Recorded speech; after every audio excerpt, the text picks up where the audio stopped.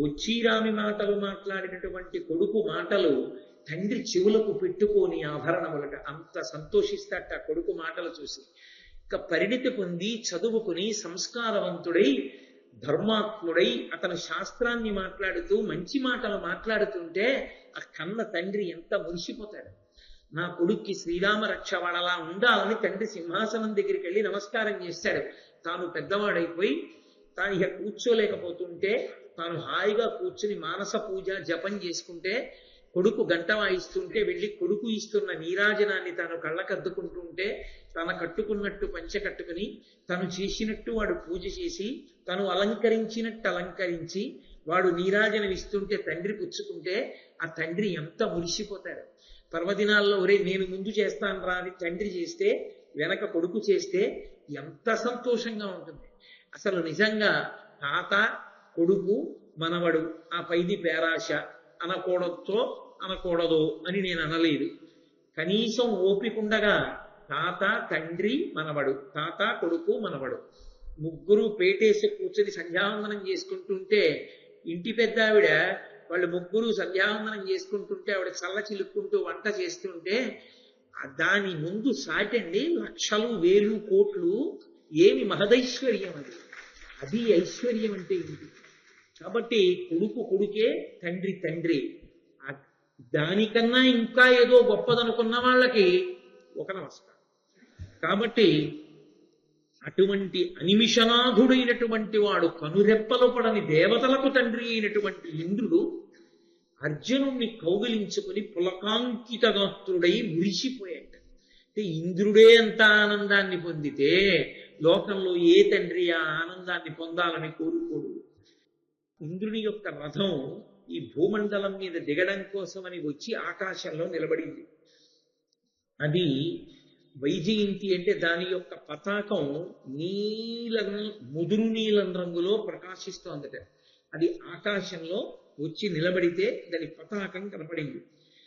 అక్కడ ఆబద్ధ వివిధ రత్నావళి ప్రభచేసి రమ్యమై రోదోంతరంబు విలుందా, దానికి కట్టబడినటువంటి రత్నాల హారముల యొక్క కాంతి చేత ఆ రథానికి కింద రథానికి పైన రథానికి పక్కలా ఉన్నటువంటి చీకటి అంతా తొలగతోయబడి విశేషమైనటువంటి కాంతులు అలుముకున్నాయి. ఉరునేమిరవమున ఉర్వరాధర ధరీ ముఖములు ప్రతిశబ్ద ముఖరితంబులగుచుండా, ఆ రథానికి ఉన్నటువంటి చక్రముల యొక్క ఇరుసు చేసేటటువంటి చప్పుడికి ఈ భూమినంతటినీ మోయగలిగినటువంటి పర్వతముల యొక్క గుహల యొక్క ముఖద్వారముల నుండి ప్రతిధ్వనులు బయటికి వస్తున్నాయిట. నానావిధాయుధంబులు దాల్చి ఆ రథంలో అనేకమైనటువంటి ఆయుధములు సమకూర్చబడ్డాయి. అశని విద్యుత్ సహస్రాభిశోభితాభ్ర సదృశమై మెరుపులు 1000 మెరుపులు దాని చుట్టూ కూడా ఉంటే ఎలా ఉంటుందో అలా 1000 మెరుపులతో కూడుకున్నటువంటి ఒక మేఘం వస్తే ఆకాశంలో నిలబడితే చూడగానే అది ఎంత కంటిని ఆకర్షిస్తుందో అటువంటి మేఘంలా వచ్చి నిలబడినటువంటిదై మహాజవాశ్వాయుత వాక్యమానమైన 10,000 గుర్రములు పూంచబడి ఉన్నాయి ఆ రథానికి. 10,000 గుర్రములు పూంచబడినటువంటి ఆ రథాన్ని చూసి వరరథంబు అఘవునాజ్ఞ చేసి, ఇంద్రుడికి అఘవుడు అని ఒక పేరు. ఇందుచేత అఘవుడు అంటే ఆయన పాపములు తీయగలిగిన వాడు, యజ్ఞముల యందు హవిస్సుని తీసుకుని మనుష్య కోటిని రక్షించేటటువంటి లక్షణం ఉన్నవాడు. అందుకని అఘవును ఆజ్ఞ చేసి ఇంద్రుడి యొక్క ఆజ్ఞ మేరకి మాతలి ఆ రథాన్ని తీసుకొచ్చి ఆకాశమునందు నించున్నాడు.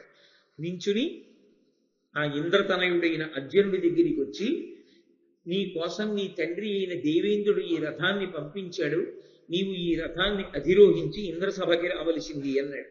అంటూ ఒక మాట అన్నాడు, నేను ఎప్పటి నుంచో మీ నాన్నగారి దగ్గర సారథిగా నేను ఉద్యోగం చేస్తున్నాను, కానీ 100 అశ్వమేధ యాగాలు చేసిన వాళ్ళు, కొన్ని 100 రాజసూయ యాగములు చేసినటువంటి వాళ్ళు కూడా ఈ రథం ఎక్కి ఇంద్రసభకి రాలేదు.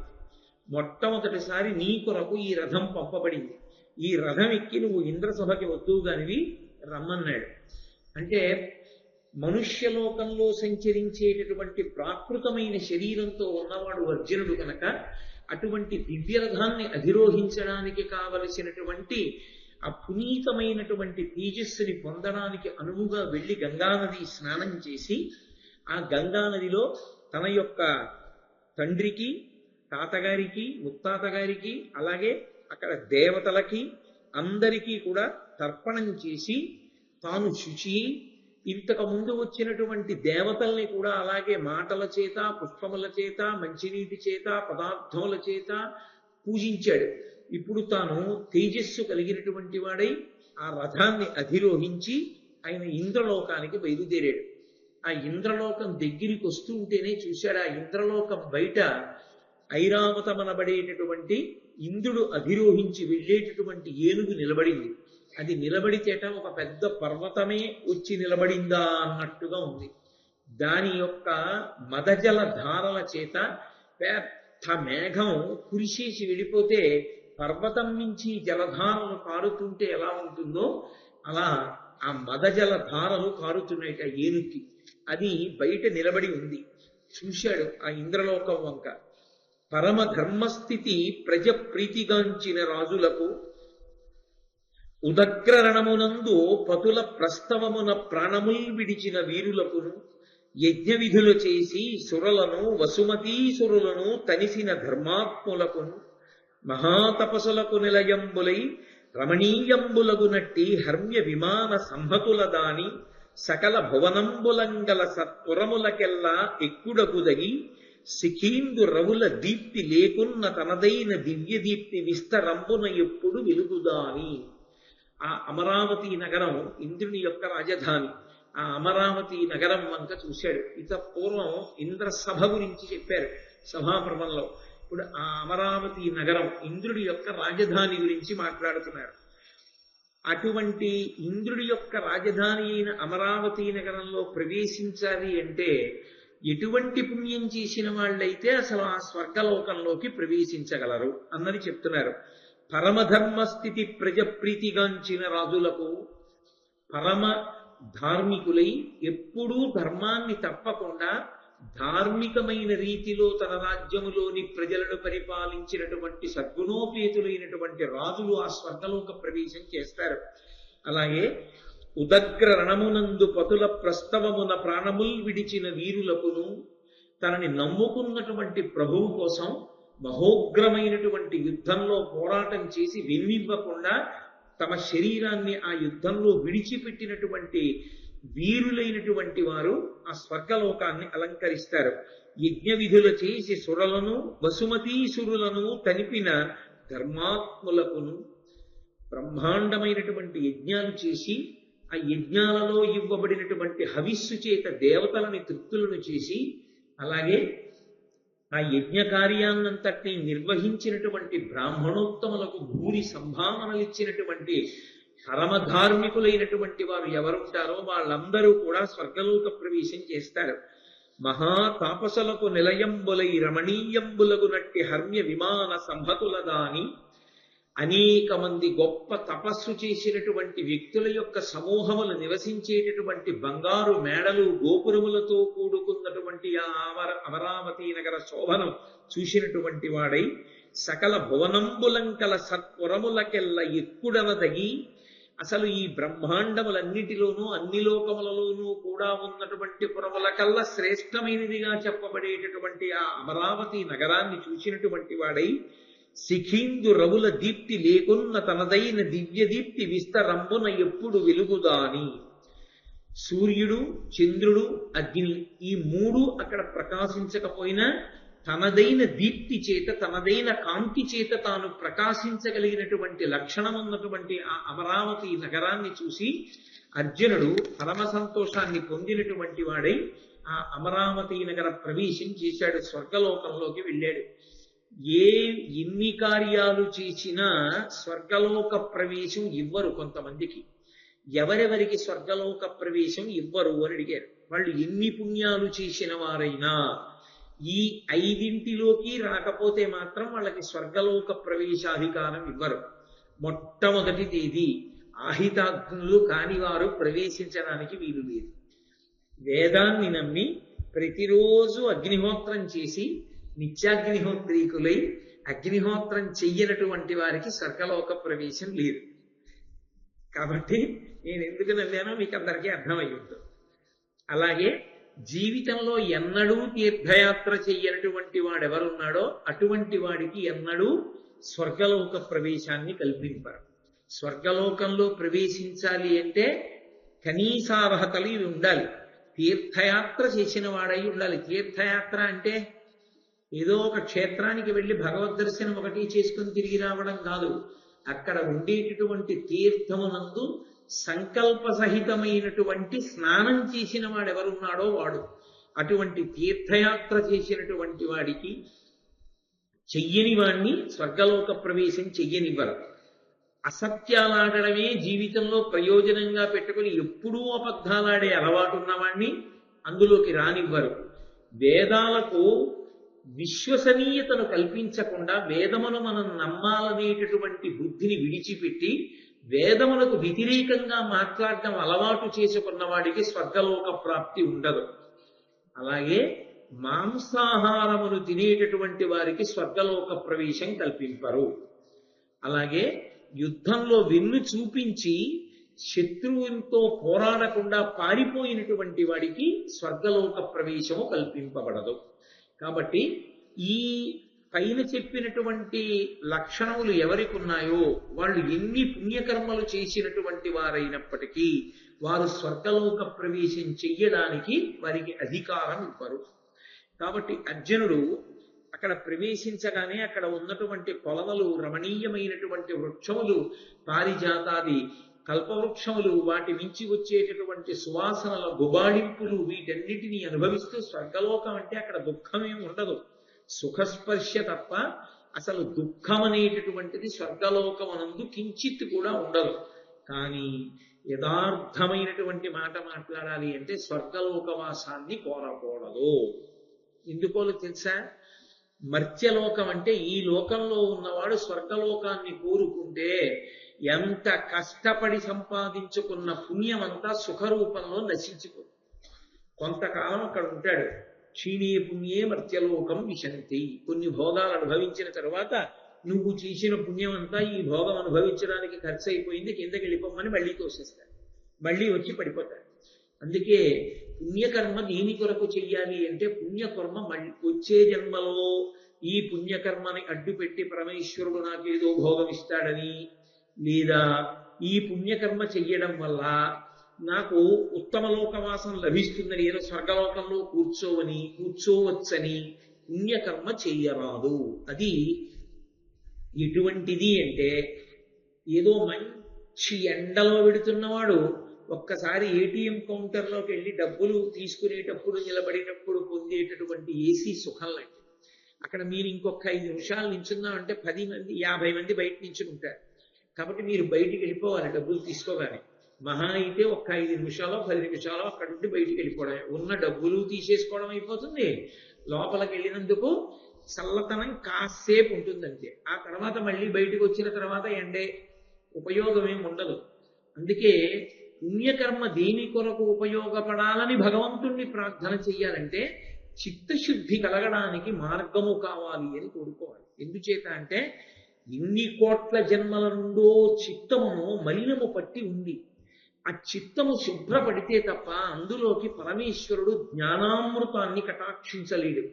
ఆ జ్ఞానము కలిగిన నాడు తప్ప మోక్షము రాదు. మోక్షము కలిగితే తప్ప మళ్ళీ పునర్జన్మ స్వీకరించవలసినటువంటి అవసరము పోదు.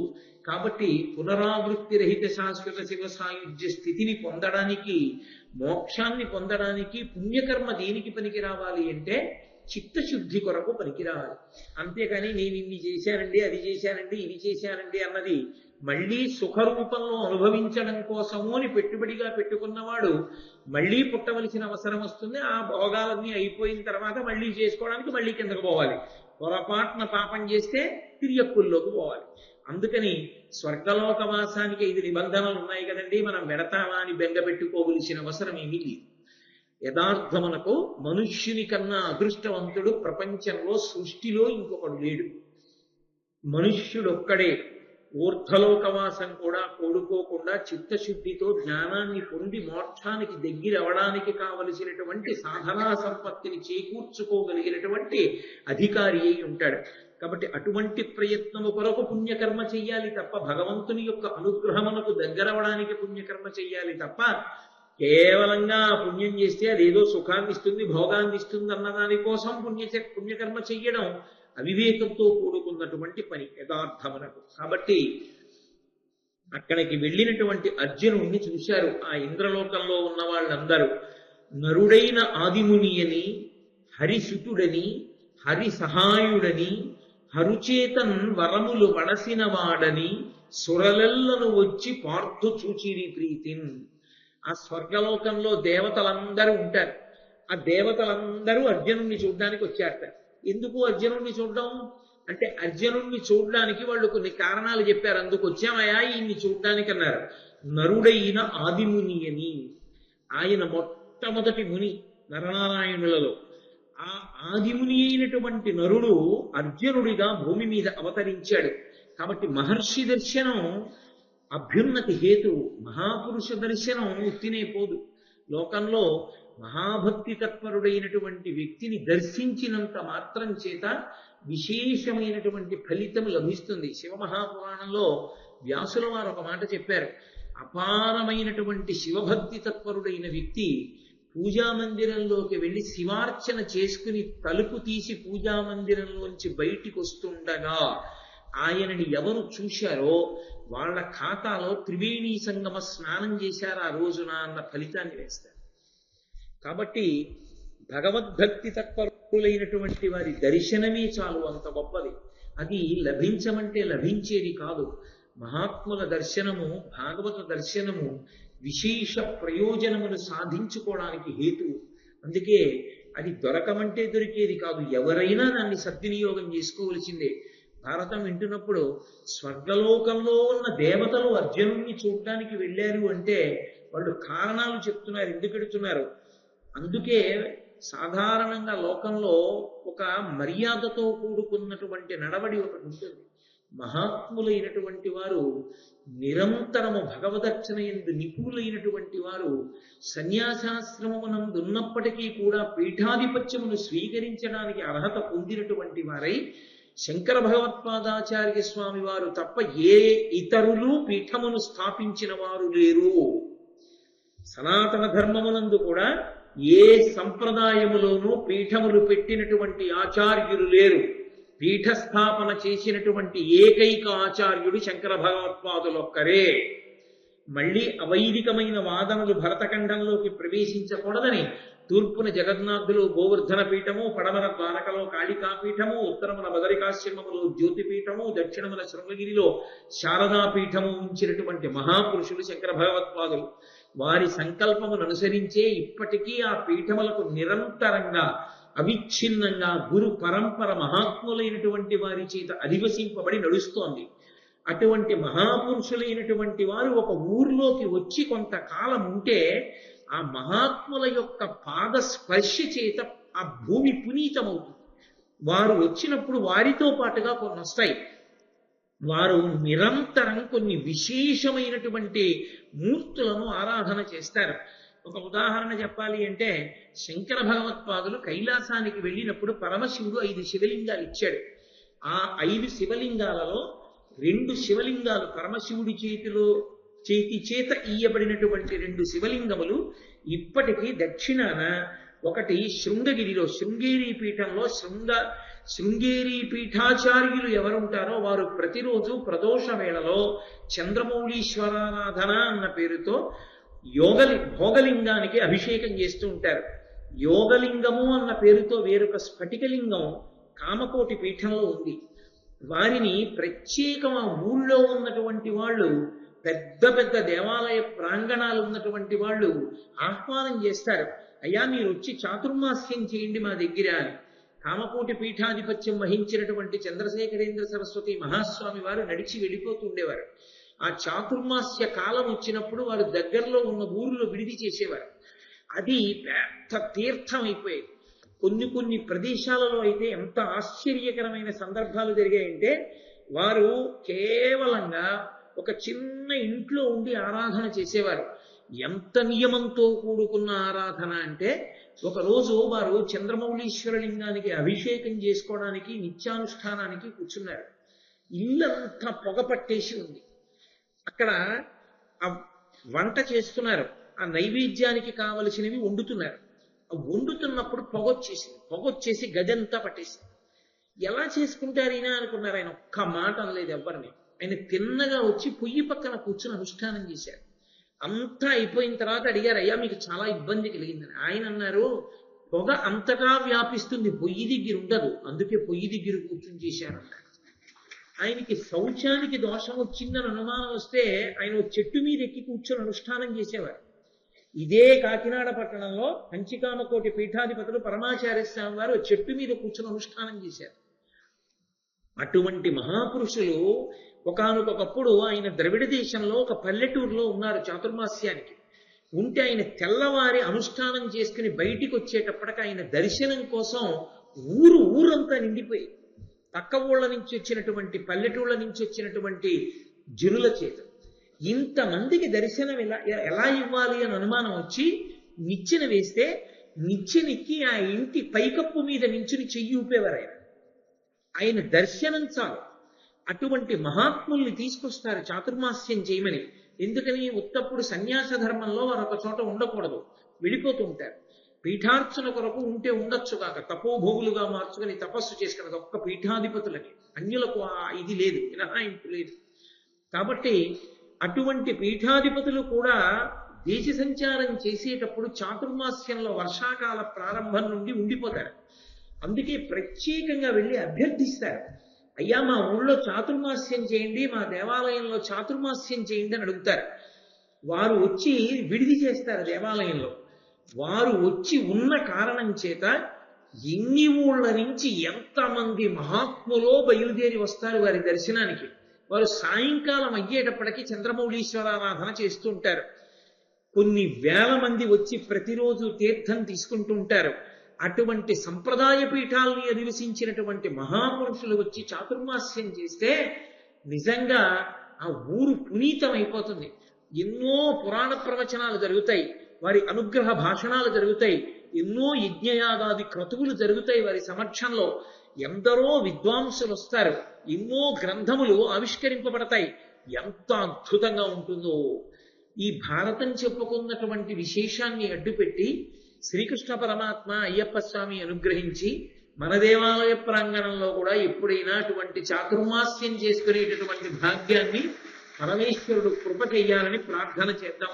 కాబట్టి అర్జునుడిని దర్శనం చేయడానికి దేవతలు ఎందుకు వెళ్ళారు అంటే, ఇప్పుడు అర్జునుడుగా ఉన్నాడు కానీ ఆయన ఆదిముని నారాయణుడు, ఆయన నరుడు. నారాయణుడు కృష్ణుడుగా ఉన్నాడు. భూభారాన్ని తగ్గించడానికి ఇంద్రపుత్రుడుగా అర్జునుడుగా భూమి మీద పుట్టాడు.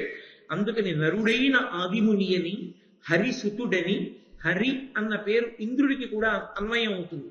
కాబట్టి హరిసుతుడని, ఇంద్రుడి యొక్క కుమారుడని, హరి సహాయుడని, హరికి సహాయం చేస్తాడు, ఇంద్రుడికి సహాయం చేస్తాడు ఆయన. ఇంద్రుడు అడిగాడు రాక్షస సంహారంలో దేవతలకి సహాయం చేయడానికి నువ్వు అమరావతి రావలసింది అని అడిగాడు.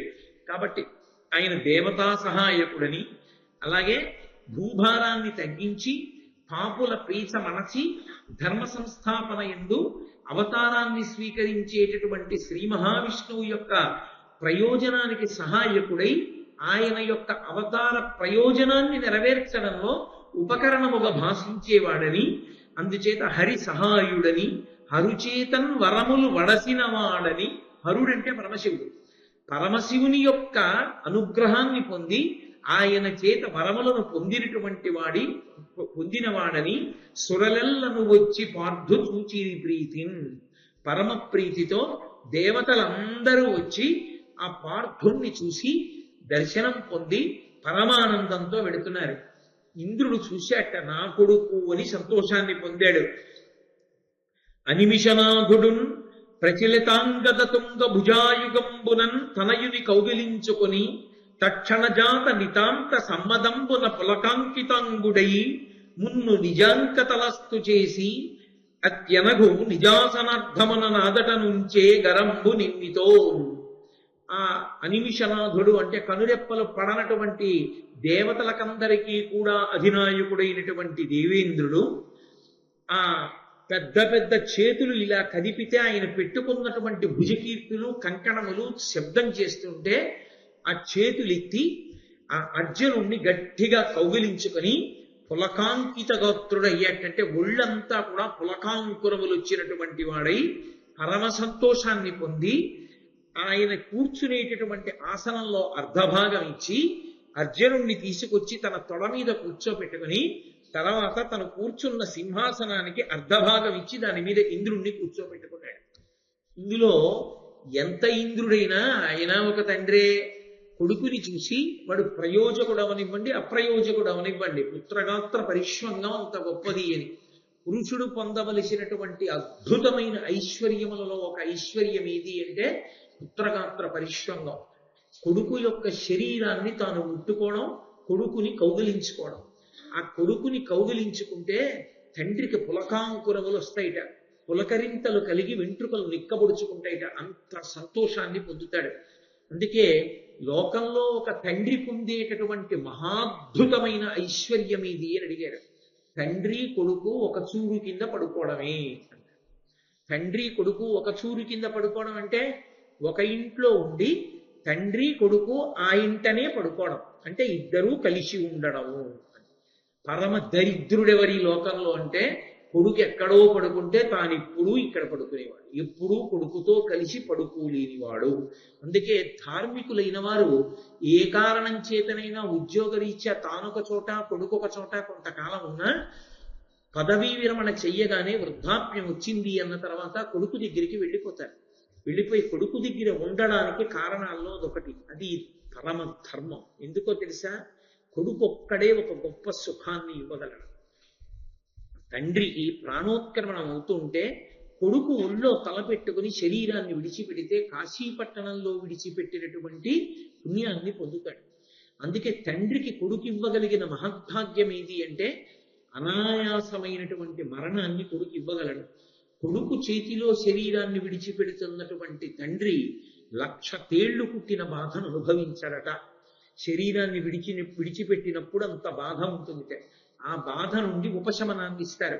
కొడుకు తొడ మీద తలపెట్టి పడుకున్న వాడికి ఆ బాధ ఉండదు ప్రాణోత్క్రమణంలో. ఎందుచేత అంటే ఆత్మావై పుత్రనామాసి అంది.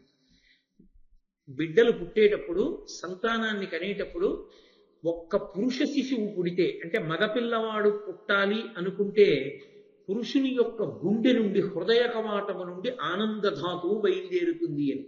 అందుకని తన రూపమే బయట కొడుకుగా తిరుగుతూ ఉంటాడు అని. అందుకే ఆత్మావై పుత్రనామాసి, తండ్రియే కొడుకుగా ఈ భూమి మీద తిరుగుతాడు మళ్ళీ అని. ఆ కొడుకు తండ్రిని అంత ఉద్ధరించగలడు. ఆ కొడుకు తండ్రికి ఇవ్వగలిగినటువంటి చాలా గొప్ప సుఖం ఏది అంటే పెద్దవాడైపోయినటువంటి తండ్రితో కలిసి కొడుకు ఉండాలి. కలిసి కొడుకు ఉండాలని నేను ఎందుకంటున్నానో తెలుసా? ఖచ్చితంగా వృద్ధాప్యం వచ్చిన తర్వాత పసిపిల్లవాడికి ఎటువంటి మూర్ఖత్వం వస్తుందో అటువంటి అర్థం లేని ఆలోచనలు మంకుపట్టు తండ్రికి రావచ్చు. కానీ దిద్ది అటు ఇటు పోతానన్న పిల్లాన్ని బలవంతంగా తీసుకొచ్చి యోగక్షేమముల కొరకు పక్కన పెట్టుకున్నటువంటి తండ్రిలా మీరు మాట్లాడకండి నాన్నగారు అని చెప్పి తండ్రిని తీసుకెళ్లి తన దగ్గర పెట్టుకునేటటువంటి అధికారము కుమారునకున్నది. కొడుకు చూడాలి తండ్రి యొక్క యోగక్షేమాలు, తండ్రి సంతోషాన్ని చూడాలి. రాత్రి తండ్రి పడుకుంటే వచ్చి కాళ్ళు పట్టి తండ్రి సంతోషంగా ఆకాశం వంక చూస్తూ, నక్షత్రాల వంక చూస్తూ బలిరే కంటిని సప్త జలధి ప్రావేష్టితాఖండ అని 4 పద్యాలు చదువుకుంటుంటే, నాన్నగారు చిన్నప్పుడు మీరు చదివిన పద్యాలు నాకు ఇంకా గుర్తున్నాయండి అని కొడుకు చదువుతుంటే, ఆ కొడుకు కాళ్ళు పట్టి వెళ్ళిపోతే తండ్రి ఎంత గాఢ నిద్రపోతాడో, ఎంత సంతోషపడిపోతాడు.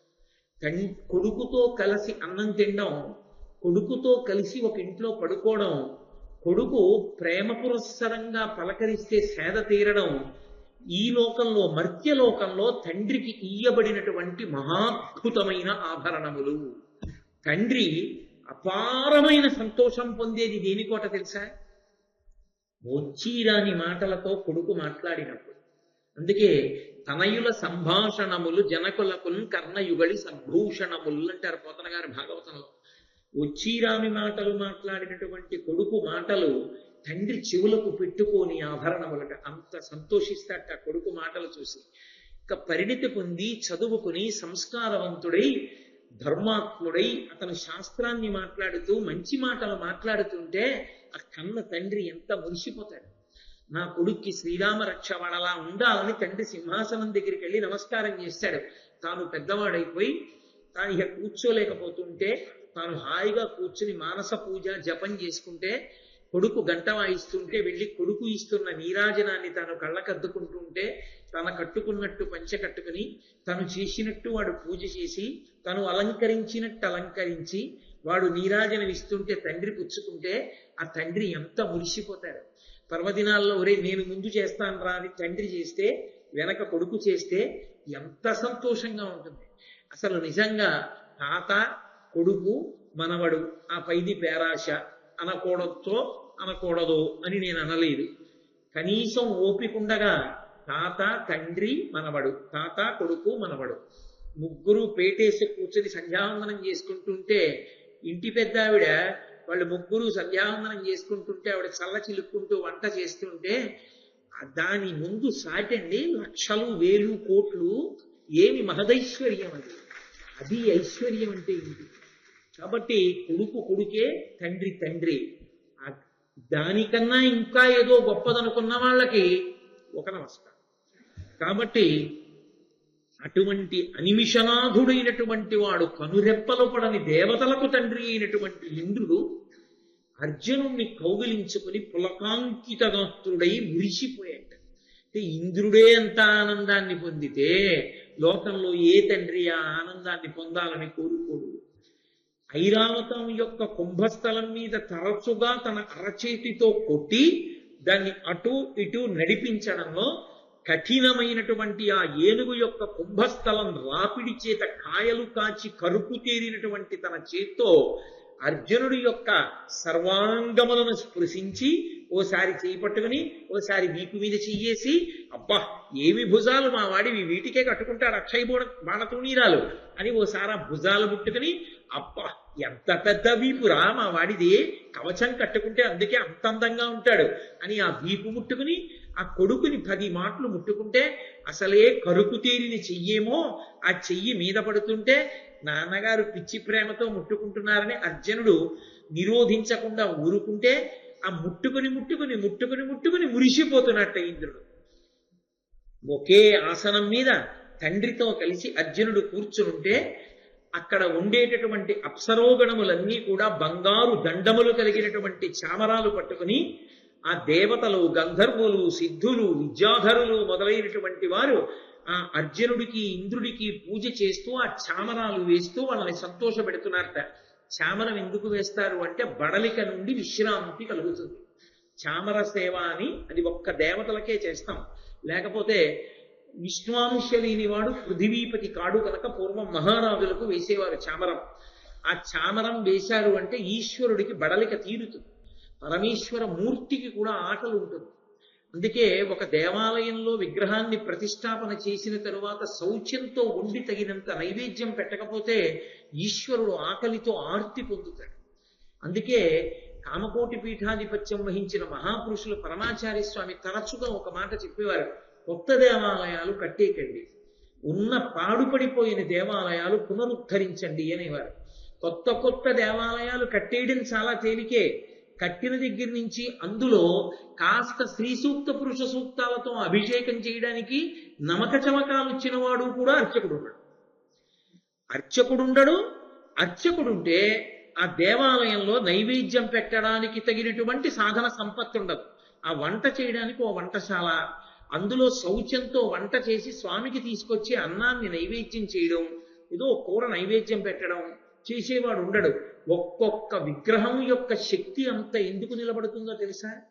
అక్కడ చేసేటటువంటి నైవేద్యం వల్ల నిలబడుతుంది. మీరు చూడండి, వెంకటాచలము శ్రీశైలము మొదలైనటువంటి క్షేత్రములకు ఆ శక్తి నిలబడడానికి కారణాల్లో ఒకటి అక్కడ జరిగేటటువంటి రాశి నైవేద్యం. దానికి కూడా ఆగమంలో విశేషమైనటువంటి ఫలితం ఉంటుంది. కాబట్టి అక్కడ చేసేటటువంటి పనికి అంత విశేషం ఉంటుంది. భగవంతుడు కూడా బడలిపోతాడు. ఆయనకి తీసుకెళ్ళి మనం అభిషేకం చేసేస్తే చేతిలో దొరికింది కదా అని బిందెను అలా పోసేస్తాం, మళ్ళీ వెంటనే పదార్థం పోసేస్తాం. ఆయన కూడా అలిసిపోతాడు. అలసట కలిగితే భగవంతునికి అలసట తీరాలి అంటే చామరం వెయ్యాలి. అందుకే చామరం వెయ్యడం అనేటటువంటిది అద్భుతమైన సేవల్లో ఒకటి. ఆ చామరం ప్రతి దేవాలయంలో ఉండాలి, ప్రతి ఇంట్లో ఉండాలి, ప్రతి ఇంట్లో ఉండి చామరం వెయ్యాలి. ఈశ్వరుడు విశ్రాంతి పొందుతాడు, సంతోషిస్తాడు. అందుకని ఆ చామరం వేశారు ఇంద్రుడికి అర్జునుడికి. సభలో పరిచయాలన్నీ పూర్తయిపోయాయి. నాయన కాసేపు సంతోషిద్దుగానివి అని గంధర్వ సంగీత గోష్ఠి ఎందు కూర్చోబెట్టాడు తీసుకెళ్లి ఇంద్రుడు. ఆయనకు కూడా మరి సంతోషం ఉంటుంది కొడుకు సేద తీరాలని. అందుకని తీసుకెళ్లి అది గంధర్వ సంగీత గోష్ఠి, గంధర్వ సభ అన్న మాటకు అర్థం ఏమిటో తెలుసా? గంధర్వులు, అందుకే గాంధార వేదము అని పిలుస్తుంటారు, గాంధర్వ వేదము అంటుంటారు. ఆ గంధర్వులు ఎప్పుడూ ఆడుతూ పాడుతూ సంతోషంగా గడుపుతుంటారు వాళ్ళు. ఆ గంధర్వులు భూమికి దగ్గరలోనే తిరుగుతూ ఉంటారు. కానీ వాళ్ళ యొక్క ఆట పాట అవి మనకి వినపడవు. కొన్ని ప్రదేశాల్లో మాత్రం వినపడుతుంది. ఇప్పటికీ వినపడుతుంది అంటారు. అరుణాచలంలో అక్కడికి వెళ్ళి కూర్చున్నటువంటి వాళ్ళకి కొండ మీద చీకటి పడిపోయిన తర్వాత ఒకనకొకప్పుడు ఆ దక్షిణామూర్తి కూర్చున్నటువంటి సభకి వచ్చి దేవతా స్త్రీలు నృత్యం చేస్తే వాళ్ళ గజ్జల చప్పుడు, వాళ్ళు పాడిన పాటలు వినపడేవి. ఏం చాడ్విక్ అని ఒక ఆవిడ రికార్డ్ చేసింది. అది రికార్డ్ అయితే తీసుకొచ్చారు. భగవాన్ రమణుల దగ్గర వినిపించింది ఆవిడ. అవును, ఇది దక్షిణామూర్తి సభలో గంధర్వులు పాడే పాట అని చెప్పారు ఆయన. ఆ గంధర్వులు ఎప్పుడు ఆడుతూ పాడుతూ ఉంటారు. దాన్ని తన యొక్క తపశ్శక్తితో దర్శనం చేశాడు భరతమునికి. చూసి గంధర్వులు ఇలా ఆడతారు, ఇలా పాడతారు అని నట్టువాంగంతో ఆ నృత్యం ఎలా చెయ్యాలో భరతముని రచన చేశాడు. గంధర్వుల యొక్క ఆట పాట అంత గొప్పవి. వాళ్ళు సహజంగా ఉల్లాసంగా ఉంటారు. ఎందుచేత అంటే నృత్యమునందు లాస్య ప్రకటన మనకు ఎంతో గొప్ప స్థితి ఉంటుంది. ఎందుచేత నేను ఈ మాట అంటున్నానంటే భగవంతుని యొక్క రూపాన్ని అందరికీ కూడా దర్శనమిప్పించేస్తాడు నర్తకుడు. ఆ లక్షణం ఉంటుంది. చూడండి, పూజ అనేటటువంటిది జరుగుతున్నప్పుడు అది ఏం జరుగుతోంది అన్నది అర్థం అవడం అందరికీ సాధ్యం కావచ్చు, కాకపోవచ్చు. ఒక మంత్రంతో పూజ జరుగుతోంది అనుకోండి, ఆ మంత్రభాగం ఏమిటి, ఉపచారం ఏమిటి, ఎందుకు అలా జరుగుతోంది అన్నది తెలిసిన్ననాడు లోపల పొంగొస్తుంది. ఆ మంత్రం ఏమిటో తెలియదు, ఆ ఉపచారం ఏమిటో తెలియదు, ఏం జరుగుతోందో తెలియదనుకోండి, ఆ సంతోషం కలగదు. అందుకే ఆ బండతనం వస్తుంది మనసుకని పూజలో రాజోపచారాల్లో నృత్యం దర్శయామి అని పెడతారు. ఆ నృత్యం అక్కడ చేస్తే ఏమవుతుందంటే భగవంతుని యొక్క దర్శనము కలుగుతుంది సభకి. ఎలా కలుగుతుంది అంటారేమో మీరు, ఉత్సాహంగా చెయ్యాలి. అందుకే నృత్యం చేసేటటువంటి వాడు కేవలంగా ఏదో మన్ను తిన్న పాములా ఉండకూడదు. కస్తూరి తిలకం లలాట ఫలకే అన్నారనుకోండి, ఆ కస్తూరి తిలకం ఇలా నొసటి మీద కృష్ణుడికి ఎలా ఉంటుందో ఆవిడ అభినయిస్తుంది. వక్షస్థలే కౌస్తుభం నాసాగ్రే నవమౌక్తికం అని చూపిస్తుంది. చూపించినప్పుడు ఆ నర్తకీమణి చేసేటటువంటి నృత్యానికి అనుగుణంగా ఆమె యొక్క భావ ప్రకటన మనకు అనుగుణంగా అప్పుడు మీకు ఆ నర్తకీమణి కనపడదు. ఎప్పుడైనా ఒకరు నృత్యం చేసేటప్పుడు వారే కనపడ్డారనుకోండి, ఆమె లేదా అతడు నృత్యం చెయ్యడంలో సఫలీకృతుడయ్యాడని మీరు అనలేరు. సఫలీకృతులయ్యారు అని గుర్తేమిటో తెలుసా? వారు కనపడకూడదు. వారు ఏ పాత్రని అక్కడ ప్రదర్శిస్తున్నారో అది మీకు కనపడాలి. అది మీకు కనపడిందనుకోండి, ఎవరు అలా నృత్యం చేశారో వారు ధన్యులు.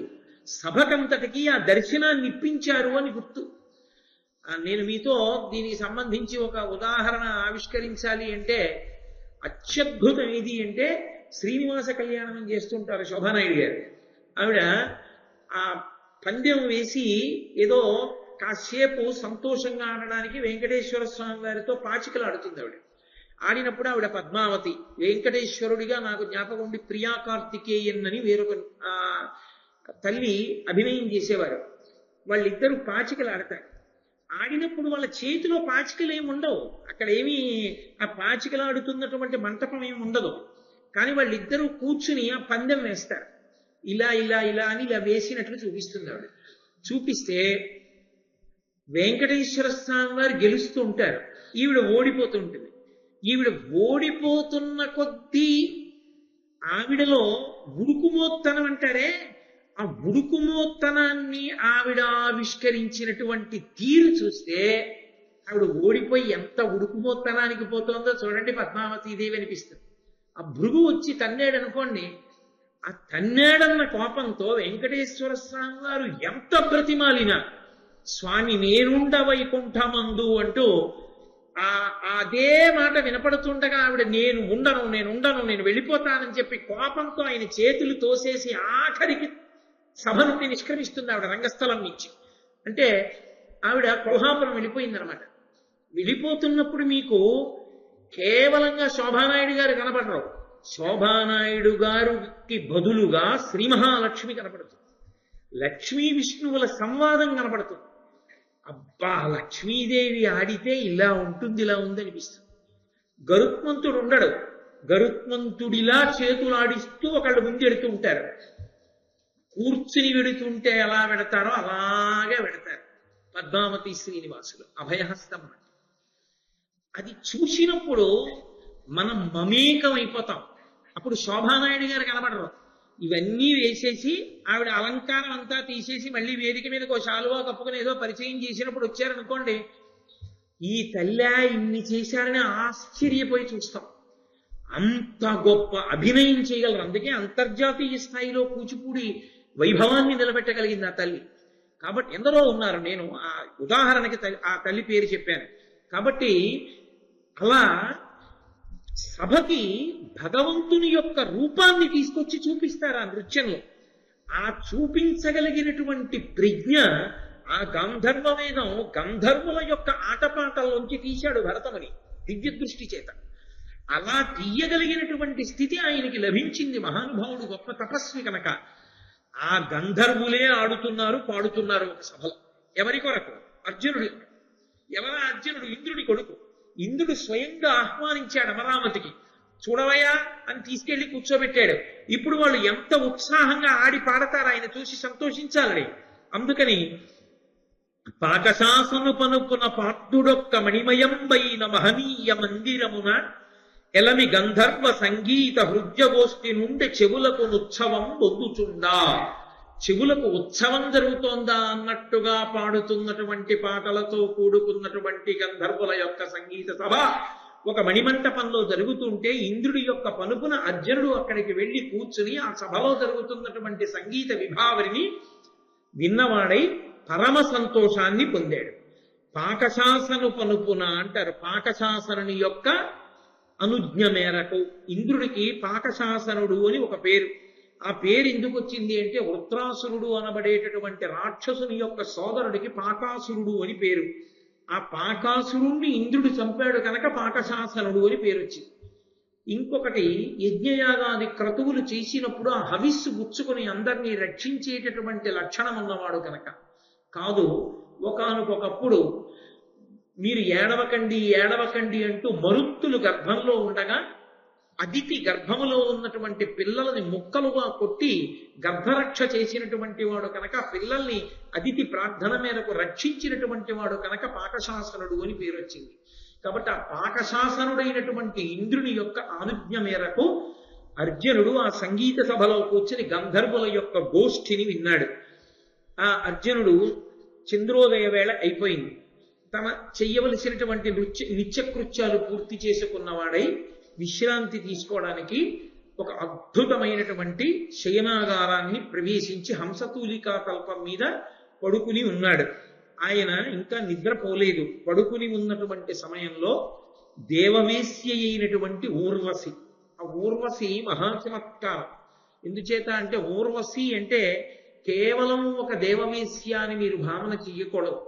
ఊర్వశి యథార్థమునకు అద్వైత సిద్ధాంతమునకు ప్రాణప్రదమైనటువంటి ఆనందహేతువైన స్థానాన్ని చెప్తుంది. శ్రీ మహావిష్ణువు ఋషి స్వరూపంగా తపస్సు చేసుకుంటున్నటువంటి సమయంలో ఆయన్ని మోహ పెట్టడానికి ఇంద్రుడు ఎందరో కాంతల్ని పంపించాడు. ఆ కాంతలు వచ్చారు, అకారణంగా వసంత ఋతువు వచ్చింది, కోయిల కూస్తోంది, బహిర్ముఖులై అందులో అందరూ సంతోషాన్ని వెతుక్కుంటారు. కానీ శ్రీ మహావిష్ణువు కళ్ళు విప్పి చూసి ఆ నృత్యం చేస్తున్నటువంటి అప్సరోగణం మీద మనసు పోనివాడై తన తొడని చరిచారు. చరిస్తే తొడలోంచి ఒక అందగత్తె బయటికి వచ్చింది, ఊరువులలోంచి బయటికి వచ్చింది కాబట్టి ఊర్వశి. ఎక్కడుంది అసలు ఆనందం అంతా? ఆమె అందం ముందు మిగిలిన వాళ్ళ అందం ఎందుకు సరిపోలేదు, వాళ్ళు సిగ్గుపడి వెళ్ళిపోయారు. అంటే అసలు నిజమైన ఆనందం ఎక్కడున్నది అంటే మనలో ఉన్నది, బయట లేదు అని చెప్పేటటువంటి అంతర్లీనమైన సిద్ధాంతమునకు ప్రతీక ఊర్వశి. ఊర్వశి విష్ణువు యొక్క ఊరువుల నుండి ఉద్భవించినది, మహాందగత్తె. కాబట్టి పురూరవుడంతటి వాడు కొంతకాలం ఆమెతో ఉన్నందుకు మతిపోయినటువంటి వాడై ఆ ఊర్వశి కోసం తిరిగి తిరిగి తిరిగి తిరిగి ఒకటిగా ఉన్న అగ్నులు త్రేతాగ్నులన్న పేరుతో మూడవడానికి కారణం ఈ ఊర్వశిని మరిచిపోలేక ఆయన చేసి 2 వెదురు కర్రల్ని పెట్టి ఆయన రాపాడించినటువంటి స్థితి వలన త్రేతాగ్నులు పుట్టే. అది వేరు కథ అనుకోండి, ఇప్పుడు దాన్ని నేను స్పృశించానంతే. కాబట్టి ఆ ఊర్వశి అంత విశేషమైనటువంటి తల్లి. ఆమె దేవవేశ్య. ఆమె అర్జునుడు నిద్రించవలసినటువంటి ఆ అంతఃపురం యొక్క సౌధంలో ఆయన ఉన్నటువంటి గదిలోకి ప్రవేశించింది. ప్రవేశించగానే అర్జునుడు లేచి నిలబడ్డాడు. నిలబడి గబగబా వెళ్ళి నమస్కారం చేసి, నన్ను పుత్రస్నేహంబున మనమున మన్నించి శుభ సమగ్రుని చేయన్ చనుదించి తీవు ముదమున జనయిత్రీ ఏను కృతార్థ జన్ముడనైతిన్ అన్నాడు. జనయిత్రీ అమ్మా అని పిలిచాడు. పిలిచి నన్ను పుత్రస్నేహంబున మనమున మన్నించి, నీ మనస్సులో కొడుకొచ్చాడు, నేను కనపడలేదని నా మీద ఇంత ప్రేమతో అమ్మా నన్ను చూడ్డానికి వచ్చావా అమ్మా? శుభ సమగ్రుని చేయన్. అమ్మ యొక్క దర్శనం చేత ఏ కొడుకైనా శుభ పరంపరలని పొందుతాడు కదా అమ్మ ఆశీర్వచనంతో. అమ్మ ఆశీర్వచనం అంటే పరబ్రహ్మము యొక్క ఆశీర్వచనం కదా. అమ్మా నన్ను అనుగ్రహించడానికి వచ్చావా అమ్మా ఇంత ప్రేమతోటి? నేను కృతార్థుడనైతిన్ అమ్మా, నేను కృతార్థ జన్ముడనైతిన్, నా జన్మయే కృతార్థత పొందిందమ్మా అన్నాడు. ఈ తల్లిని చూడడం అంత గొప్ప విశేషమా? అది కాదు. వంశకర్త యొక్క భార్య అన్నది అర్జునుడి యొక్క భావం. వంశకర్తల యందు అంత గౌరవాన్ని పొంది ఉండాలి. యథార్థానికి అసలు వంశవృక్షము అని ఉంటుంది. చాలా వరకు ముందు తాతలు తాతలు తాతలు తాతలు తాతలు ఆ విశేషం, వాళ్ళ గోత్ర ఋషులు, ఆ ఋషుల చరిత్ర తెలిసి ఉండాలి. మా గోత్రంలో ఋషులు వీళ్ళండి అని నేను అన్నాను అనుకోండి, ఏమంటే ఆ గోత్రంలో ఆ ఋషి గొప్పతనం ఏమిటంటే అని ఎవరన్నా అడిగారు అనుకోండి, ఏమో నాకు కూడా తెలియదు అన్నాడు అనుకోండి, వాడు కృతజ్ఞుడు. వాళ్ళు వంశకర్తలు, వాళ్ళు వంశంలో ముందు ఉన్నటువంటి మహానుభావులు కాబట్టి వాళ్ళు జననీ జనకులతో సమానం. అటువంటి వాళ్ళ గురించి తెలిసి ఉండాలి. కాబట్టి వంశకర్త అయిన పురూరవుని భార్య, అందుకుని జనయిత్రి తల్లి ఊర్వశి. అందుకని అమ్మా నీకు నమస్కారం అమ్మా అన్నాడు. అంటే ఊర్వశి అంది, అనుపమ శౌర్య నీదు సముదగ్ర గుణంబులు నారదాది సన్మునివరులెల్ల చెప్పగా ప్రమోదమునన్ భవదీయ సంగమం వనిషము కోరుచుందగ ప్రియంబున వచ్చితి, నేను కొరగానను జనియిత్రినంచు ఒక నాయము వల్కెదు వక్రభాషలను. అనుపమ శౌర్య, అనుపమ అంటే పోల్చడానికి తగిన వస్తువు లేనిది, ఉపమానము లేనిది అనుపమ. అటువంటి అనుపమమైనటువంటి శౌర్యము కలిగినటువంటి వాడా, నీ యొక్క సమగ్రమైనటువంటి గుణములను నారదాది మహర్షుల వలన నేను విన్నానయ్యా. విని ఎంతో సంతోషంతో నీతో సంగమ సుఖాన్ని పొందాలి అని దేవవేశ్యని కనుక నీ దగ్గరికి వచ్చాను. ఇదెక్కడి ధర్మం అయ్యోయ్, నేను నీతో సంగమ సుఖాన్ని అపేక్షించి వస్తే నువ్వు నన్ను తల్లిని సంబోధిస్తున్నావు, అలా కుదురుతుందా అని అడిగింది ఆవిడ. అడిగితే, నీకు ఏనాటి తల్లిని నిజము చెప్పుమా, అమర లోకంబు వేశ్యలమైన మాకు ఇట్టి తగవులు నడవ వహీన బాహువీర్య, ఇచ్చట వావులు వెతకచనదు. ఇది ఇంద్రలోకం, నేను దేవవేశ్యని. ఈ లోకంలో వావి వరసలు ఉండవు. ఒక్కొక్క లోకానికి ఒక్కొక్క ధర్మం. ఇది కేవలం భోగముతో కూడుకున్నటువంటి లోకం, పశ్చిమ దేశాల్లాగా. కాబట్టి ఇది కేవలం భోగానికి సంబంధించినటువంటి లోకం. ఇక్కడ నేను దేవవేశ్యని, నేను నీకు తల్లిని. నీకు ఏనాటి తల్లిని నిజము చెప్పుమా, ఏనాడు నీకు తల్లినయ్యా నేను అసలు? నీ ఎలా అన్నావు అలా నేను అమ్మనని? అమర లోకంబు వేశ్యలమైన మాకు ఇట్టి తగబులు నడవ హీన బాహువీర్య. అపారమైనటువంటి భుజశౌర్యము కలిగినటువంటి వాడా, బల సంపత్తి కలిగిన వాడా, ఎందుకు నన్ను అమ్మా అని పిలిచావో ఏది చెప్పు? అర్జునుడు అన్నాడు, ఓహో ఇమ్మి ధర్మద్రోహోక్తులు పలుకతగుని దోసంబది కాదే. అమ్మా, నేను ధర్మం చెప్పలేదని అనుకుంటున్నావా తల్లి? మా వంశకర్త అయినటువంటి పురూరవునకు నువ్వు భార్యవి, ఆయనకి నువ్వు భార్యవి, నాకు తండ్రి అయినటువంటి దేవేంద్రుడి దగ్గర పరిచారికవి. ఆయన నీ నృత్యాన్ని చూస్తూ ఉంటారు, ఆయన దగ్గర నువ్వు వేశ్యవి. కనుక అమ్మా, నీవు నాకు తల్లివి కావా? నువ్వు నాకు తల్లివే అయినప్పుడు నేను నిన్ను వేరొక బుద్ధితో ఎలా చూడడం కుదురుతుందమ్మా? దోషభూయిష్టం కదా. క్షత్రియులకు దక్షిణ నాయకత్వం అనేటటువంటిది లోకంలో ఉన్నా, ఒకరికన్నా ఎక్కువ మంది భార్యల్ని స్వీకరించడం అలవాటు ఉన్నా, నీవు తల్లివమ్మా, నీతో నీవు ప్రతిపాదించినటువంటి విశేషాన్ని జరపడం పొసగదు, కాబట్టి నన్ను మన్నించు అన్నాడు. ఎలా అంటే, పురూరవుడు ఆయన ఇలా బుధులు అని నేను మొన్నటి రోజున మీకు సభాప్రపంచం చెప్తున్నప్పుడు చెప్పాను. ఆ పరమశివుని యొక్క పార్వతీదేవి కేడి జరుగుతున్న చోటికి వెళ్లి శాపాన్ని పొంది ఇలా ఐలవంశంబు అంటాడు కృష్ణ భగవానుడు. భూమి మీద ఉన్న వంశాలు చెప్తూ ఆడదానిగా మారిపోయాడు. మారిపోయి ఇలా అన్న పేరుతో తిరుగుతుంటే ఆయన బుధుడితో కలిపి సంగమ సుఖాన్ని పొందాడు ఆ ఇలాదేవి. ఆ ఇలా బుధుని యొక్క సంగమం వలన పురూరవుడు జన్మించాడు. ఆ పురూరవుడు ఈ ఊర్వశిని స్వీకరించాడు భార్యగా. ఒకానొకప్పుడు ఆయన వెడుతుంటే ఊర్వశి కనపడింది. ఆమె ఎందు మరులు కొన్నవాడై ఈ ఊర్వశిని భార్యగా స్వీకరిస్తే ఆవిడ ఒక నియమం పెట్టింది, నేను నీతో ఉంటాను, కానీ ఎప్పుడైనా నువ్వు నాకు దిగంబరుడిగా కనపడితే మాత్రం నేను వెళ్ళిపోతాను స్మా. ఆయన అంగీకరించాడు. ఒకానొక నాడు ఆ ఊర్వశికి ఇంకా తన లోకానికి తాను వెళ్ళిపోవలసిన సమయం ఆసన్నమైపోయింది. ఆవిడ దగ్గర చిన్న చిన్న లేడి పిల్లలు ఉండేవి, ఎప్పుడు ఆవిడతోనే తిరుగుతుండేవి. ఆ పడక గదిలో ఆవిడ పక్కన ఉన్నాయి ఆ లేడి పిల్లలు. అవి ఉండగా ఒక గంధర్వుడు వచ్చి ప్రచ్ఛన్న రూపంలో ఈ లేడి పిల్లల్ని పట్టుకుపోతున్నాడు. ఆ లేడి పిల్లలు కానీ కనపడకుండా పోతే నిన్ను వదిలిపెట్టేస్తానన్నాడు. ఇంతటి చక్రవర్తిని నీ లేడి పిల్లలే రక్షించలేనా అన్నాడు. ఆ లేడి పిల్లల్ని పట్టుకుపోతుంటే ఊర్వశి వెళ్ళిపోతుందేమోనన్న తమకంతో ఒంటి మీద బట్ట లేదన్న విషయం చూసుకోకుండా పురూరవుడు పరిగెత్తాడు. నువ్వు నాకు దిగంబరుడిగా కనపడ్డావు కనుక నిన్ను విడిచిపెట్టేస్తున్నానని వెళ్ళిపోయింది ఊర్వశి. ఆ ఊర్వశి వెళ్ళిపోయిన తర్వాత అబ్బో దేవతల్ని ప్రార్థన చేశాడు, త్రేతాగ్నుల్ని సృష్టించాడు, తర్వాత మళ్ళీ ఊర్వశిని పొందాడు, ఆ సంతానాన్ని పొందాడు. అదిగో అందులోంచి వచ్చింది చంద్రవంశంలో ఈ పాండవుల వంశం యొక్క ప్రారంభం కూడా. అందుకని నువ్వు మా వంశకర్త యొక్క భార్యవి, కాబట్టి నువ్వు నాకు తల్లివి. తల్లివైన దానివి ఇలా మాట్లాడచ్చా అమ్మా అని, ఓహో ఇమ్మి ధర్మ ద్రోహోక్తుల పలుకతగునే దోసంబది కాదే హరిహరి, మనమున తగ ఊహింపక నన్ను పలుకుటు చితమి నీకు. అమ్మా ఇలా అనొచ్చా? అనకూడదు కదా. ఎంత ధర్మద్రోహముతో కూడుకున్న మాట మాట్లాడావమ్మా.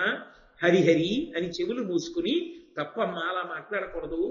ఈ లోకంలో భోగాలు ఉంటాయేమో, ఈ లోకంలో వావివరసలు ఉండవేమో, నేను ఈ లోకానికి చెందినవాడను కాను. నేను ఈ లోకానికి అతిథిగా వచ్చాను. అతిథిగా వచ్చినా నేను ఏ లోకానికి చెందినవాడిని? మర్త్యలోకానికి చెందినవాడిని. భూలోకం నుండి వచ్చాను, కానీ నేను భూలోకవాసిని. మాకు భూలోకంలో నియమము, నిష్ఠ, సదాచారము, కర్మము ఇవన్నీ ఉన్నాయి. ఉన్నప్పుడు ఆచార భ్రష్టులమై మేము జీవించకూడదమ్మా. నేను భూలోకవాసిని, నాకున్నాయి వావివరసలు, నీకు లేకపోవచ్చు, ఇంద్రలోకంలో ఉన్నావు కనుక. కాబట్టి నీవు ప్రతిపాదించిన విషయాన్ని అంగీకరించడం నాకు సాధ్యమయ్యే విషయం కాదు అన్నాడు. అంటే ఊర్వశి అంటే ఆచారకాండకు ఎంత ప్రాధాన్యతని చూపిస్తోందో భారతం మనకు అర్థం అవుతుంది. చాలా మంది ఒక మాట అంటుంటారు, ఎందుకండి మనసు స్వచ్ఛంగా ఉంటే చాలదా, ఎందుకు ఈ ఆచారాలు, ఈ మడిబట్టలు ఏమిటి, తడిబట్టలు ఏమిటి, ఎందుకు వచ్చిందంటారు. నేను మీతో ఒక మాట చెప్తాను, మనసు అంత తొందరగా నిగ్రహింపబడేది కాదు. స్నానం చేసి పూజ గదిలోకి వెళ్లే లోపల మనసు మారిపోతుంది, అది ఉద్వేగానికి లోనైపోతుంది. అలా వెళ్ళిపోతూ ఏదో ఇలా తల తిప్పి ఆ రోజు వచ్చినటువంటి న్యూస్ పేపర్లో హెడ్లైన్స్ చదివి అది మీకు ఇష్టమైంది కాకపోతే ఉద్వేగానికి వశులైపోతారు. ఉద్వేగానికి వశుడైతే ఊపిరి వేగాన్ని పుంజుకుంటుంది. ఊపిరి వేగాన్ని పుంజుకుంటే మనసు వేగంగా కదిలిపోతే ఇక ఉపచారం నడవదు, భగవంతుని యందు నిలబడదు. అందుకే మళ్ళీ ఔపచారిక స్నానం చేస్తారు. ఆపోయిష్టామయో భవస్థాన ఉజ్జీ విధాతన అంటూ మళ్ళీ నీళ్లు చల్లుకుని స్నానం చేస్తారు. అథవా పవిత్రో వా సర్వావస్థ అంగతోపి వా యస్మరేత్ పుండరీకాక్షం సమాహ్యాభ్యంతర శుచి. పుండరీకాక్ష అంటూ మళ్ళీ నీళ్లు చల్లుకుని కూర్చుంటారు. ఎందుకని అంటే మనసుని నిలబెట్టడానికి. ఇక్కడ మనస్సుని నిలబెట్టడానికి సాధనంగా ఆచారం గ్రహింపబడింది. ఎందుకని అంటే మీరు ఏ పవిత్ర కార్యం మీద కూర్చుని ఉన్నారు అనేటటువంటి దాన్ని మీకు జ్ఞాపకం చేస్తూ ఉంటుంది ఆచారకాండ. ఆచారకాండ లేదనుకోండి, మనసు మీరు ఎందులో ఉన్నారన్న దాన్ని గుర్తు పెట్టుకోకుండా విశృంఖలంగా తిరుగుతుంది. అసలు అలా ఉంటేనే తిరుగుతుంది. ఇక ఆచారకాండ పాటించకపోతే అసలు నిలబడదు. మీరు ఏదో మడిబట్ట కట్టుకుని విభూతి పెట్టుకుని ఓ బొట్టు పెట్టుకుని ఓ రుద్రాక్ష తావళం వేసుకుని ఉత్తరీయం ఒక్కటే వేసుకుని ఓ పీట మీద కూర్చుని ఉన్నారనుకోండి, మీకు జ్ఞాపకం వస్తుంటుంది, నేను ఈశ్వరారాధన చేస్తున్నాను, నాకు ఇప్పుడు ఏమిటి ఎక్కర్లేని ఆలోచనలు ఏమిటని కనీసం ఓసారి లెంపలేసుకుని బలవంతంగా భగవంతుడి దగ్గర మనసు పెట్టే ప్రయత్నం చేస్తారు. అసలు ఇటువంటి ఏర్పాటు ఏమీ చేయదనుకోండి, ఇక మనసు ఎలా నిలబడుతుంది? అందుకే ఆచారకాండ దేని కొరకు అంటే మనసుని తీసుకొచ్చి భగవంతుని యందు నిలబెట్టడానికి. ఆ స్థాయిని పొందకుండా ఆచారం ఎందుకని మాట్లాడడం అర్థరహితమైన విషయం. అది జ్ఞాపకం ఉండాలనే, పవిత్రంగా విధి నిర్వహణ చెయ్యాలనే ఆచారానికి వశులవుతారు. కొన్ని ఉంటాయి, కొన్ని కర్తవ్యముల యందు తప్పకుండా తను ఎంత క్లేశపడుతున్నా తాను మాత్రం ఆ డ్యూటీలో అలాగే ఉండవలసిందే. మీరు చూడండి, రేపు రోహిణీ కార్తె వస్తుంది. ఈ చెవిలో గాట్పు ఈ చెవిలో కొడుతూ ఉంటుంది. హెల్మెట్ పెట్టుకుంటారు పోలీసులు, అది వేడెక్కిపోయి ఈ చుట్టూ కూడా మంట పెట్టేస్తుంటుంది. ఆ టోపీ తీయడానికి ఉండదు. ఇంతలా తోలుతో కూడుకున్నటువంటి బూటు వేసుకుంటారు. కాకి రంగు బట్టలు, దుక్కగా ఉన్న బట్టలు వేసుకుని ఇంతలా బెల్ట్ పెట్టుకుని దాని మీద ఏవేవో పెట్టుకుని ఓ టోపీ పెట్టుకుని ఉక్కపోయడానికి బాగా చెమటపడ పైన హెల్మెట్ ఏదో పెట్టుకుని మండు టెండలో 4 వీధుల కూడలలో నిలబడి ఆ వాహనాల యొక్క పొగ అవి వెడుతున్నప్పుడు ఘర్షణకి ఎంత వేడి పుడుతుందో. ఒక్క 2 నిమిషాలు ఆగడానికి మనకి బద్ధకం. అక్కడ ఓవర్ బ్రిడ్జి దిగుతూ ఎక్కడ దాని చుట్టూ తిరిగి వెళ్ళాలో అక్కడ తిరగడానికి బద్ధకం. దిగిలా వెళ్ళిపోయేవాడు, ఆ పక్క నుంచి వెళ్ళిపోయాడు, ఈ పక్క నుంచి వెళ్ళిపోయేవాడు. ఒక్క ఫర్లాంగ్ దూరం వెళ్ళడానికి క్రమశిక్షణతో ఉండడానికి ఇష్టం లేని వాళ్ళని, సెల్ ఫోన్ ఇలా పెట్టుకుని మాట్లాడుతూ వెహికల్స్ డ్రైవ్ చేసే వాళ్ళని, ఒక్కడు 4 వీధుల కూడలలో నిలబడి వాళ్ళ క్షేమం కోసం తాను వెళ్ళి ఏ పక్కనో కూర్చుని చల్లగాను పక్కన ఏ ఏటీఎం కౌంటర్ ఉంటే ఇందులో నేను కాసేపు కూర్చుంటానంటే ఏం కాదంటారండి పోలీస్ కానిస్టేబుల్, ఏసీలో కూర్చోవచ్చు, కానీ తను అక్కడ కూర్చుంటే ఏ ప్రమాదం జరుగుతుందోనని 10 మంది సంక్షేమం కోసం అంత ఎండలో వడగాడ్పు కొడుతుందని అందరూ వెళ్ళిపోతుంటే అంత రోహిణీ కార్తిలో ఒక పోలీస్ కానిస్టేబుల్ నిలబడుతున్నాడంటే అతనికి తన విధి పట్ల దీక్షతో అలా నిలబడడానికి కావలసినటువంటి ఆ భావన బాగా నిలబడిపోవడానికి, అంకిత భావం ఏర్పడడానికి ఆ కాకి బట్టలు వేసి నిలబెడతాడు. ఆ బట్ట ఆచారకాండ. నీకు భగవదారాధన యందు ఆచారకాండని నిరసిస్తే నువ్వు ఇతరమైనటువంటి వాటిల్లో ఆచారకాండని ఎందుకు అంగీకరించగలుగుతున్నావు? ఏం అక్కడ పనికొచ్చిన ఆచారకాండ ఈశ్వరానుగ్రహానికి చేసేటటువంటి ఆ సాధన యందు ఎందుకు తప్పయింది? సరిగ్గా అర్థం చేసుకుంటే ఏది ఎందుకు పెట్టారో తెలుస్తుంది. మెట్ట వేదాంతంతో మాట్లాడాలని 10 మందిని పాడు చెయ్యాలనుకున్నవాడు ఏమైనా మాట్లాడచ్చు. ఈ దేశంలో ఏది మాట్లాడటానికి ఏది రాయడానికి అభ్యంతరాలు లేవు. కాబట్టి మహానుభావుడైనటువంటి అర్జునుడు ఆచారకాండకి అంత ప్రాముఖ్యత ఇచ్చి మాట్లాడాడు. నేను భూలోకవాసి, నాకు విధి నిషేధములున్నాయి. ఏది చెయ్యకూడదో అది చెయ్యకూడదు, ఏది చెయ్యాలో అది చెయ్యాలి. కాబట్టి నీవు స్వేచ్ఛావిహరిణి అయి ఉండొచ్చు, ఇక్కడ వావివరసలు లేకపోవచ్చు, నేను అలా ప్రవర్తించకూడదు, నేను అలా ప్రవర్తించనన్నాడు. అమ్మా అని పిలిచాడు. అమ్మా అని పిలిచినందుకు తన కర్తవ్యం. ఒకవేళ ఏదైనా అనకూడని మాట ఆవిడ నోటి వెంట శాపరూపంలో వచ్చినా అనుగ్రహం తల్లిని నమస్కరించి ఊరుకోవడం తప్ప ప్రతిశాపం ఇవ్వకూడదు. అది ధర్మం అంటే. అందుకే ఊర్వశి కోపగించి నిన్ను వలచి వచ్చాను, నువ్వు నా కోరిక వమ్ము చేసి ఏదో గొప్ప గొప్ప వేదాంతాలన్నీ మాట్లాడావు, అందుకే ఒక స్త్రీ కోరిక తీర్చలేకపోయావు కనుక నువ్వు నపుంసకుడవై భూలోకంలో మానినీ లోకం యొక్క మధ్యలో మానరహితుడవై ప్రవర్తించు అని శాపవాక్కు విడిచిపెట్టి వెళ్ళిపోయి. కానీ ఎవడు ధర్మాన్ని నమ్ముకున్నాడో వాడికి శాపవాక్కు ఇయ్యబడినా అది కూడా వాడికి అనుగ్రహమే అవుతుంది తప్ప వాడిని పాడు చేసేది కాదు. అది కూడా భగవంతుని యొక్క అనుగ్రహంగానే భాషిస్తుంది. మరునాడు తెల్లవారింది. ఇంద్రుడు వచ్చాడు, చూశాడు. తెలుసుకున్నానయ్యా, రాత్రి ఊర్వశి నీ శయనాగారానికి వచ్చింది. పరమధర్మంతో నువ్వు మాట్లాడిన మాటలు కూడా విన్నాను. నువ్వేం బెంగ పెట్టుకోకు, ఇది నీకు ఈశ్వరుని యొక్క అనుగ్రహం. భూలోకంలో 12 ఏళ్లు అరణ్యవాసం చేసిన తరువాత అజ్ఞాతవాసం చెయ్యాలిగా 1 సంవత్సరం. ఇంత తేజోమూర్తివైన నువ్వు ఏ వేషం కట్టి ఎక్కడ దాక్కుంటే లోకానికి తెలియకుండా ఉంటావు. ఇప్పుడు ఊర్వశి ఇచ్చినటువంటి శాపమే నీకు అనుగ్రహం అవుతుంది. ఆ అనుగ్రహమైనటువంటి కారణం చేత నువ్వు ఎక్కడ నువ్వు అజ్ఞాతవాసం చేస్తావో అక్కడ అంతఃపురంలో మానినుల మధ్య స్త్రీల మధ్య నృత్యాన్ని నేర్పుతూ కేవలం ఒక నృత్యం చెప్పేటటువంటి అధ్యాపకుడిగా ఇంత శౌర్యాన్ని పక్కన పెట్టి బ్రతుకుతావు.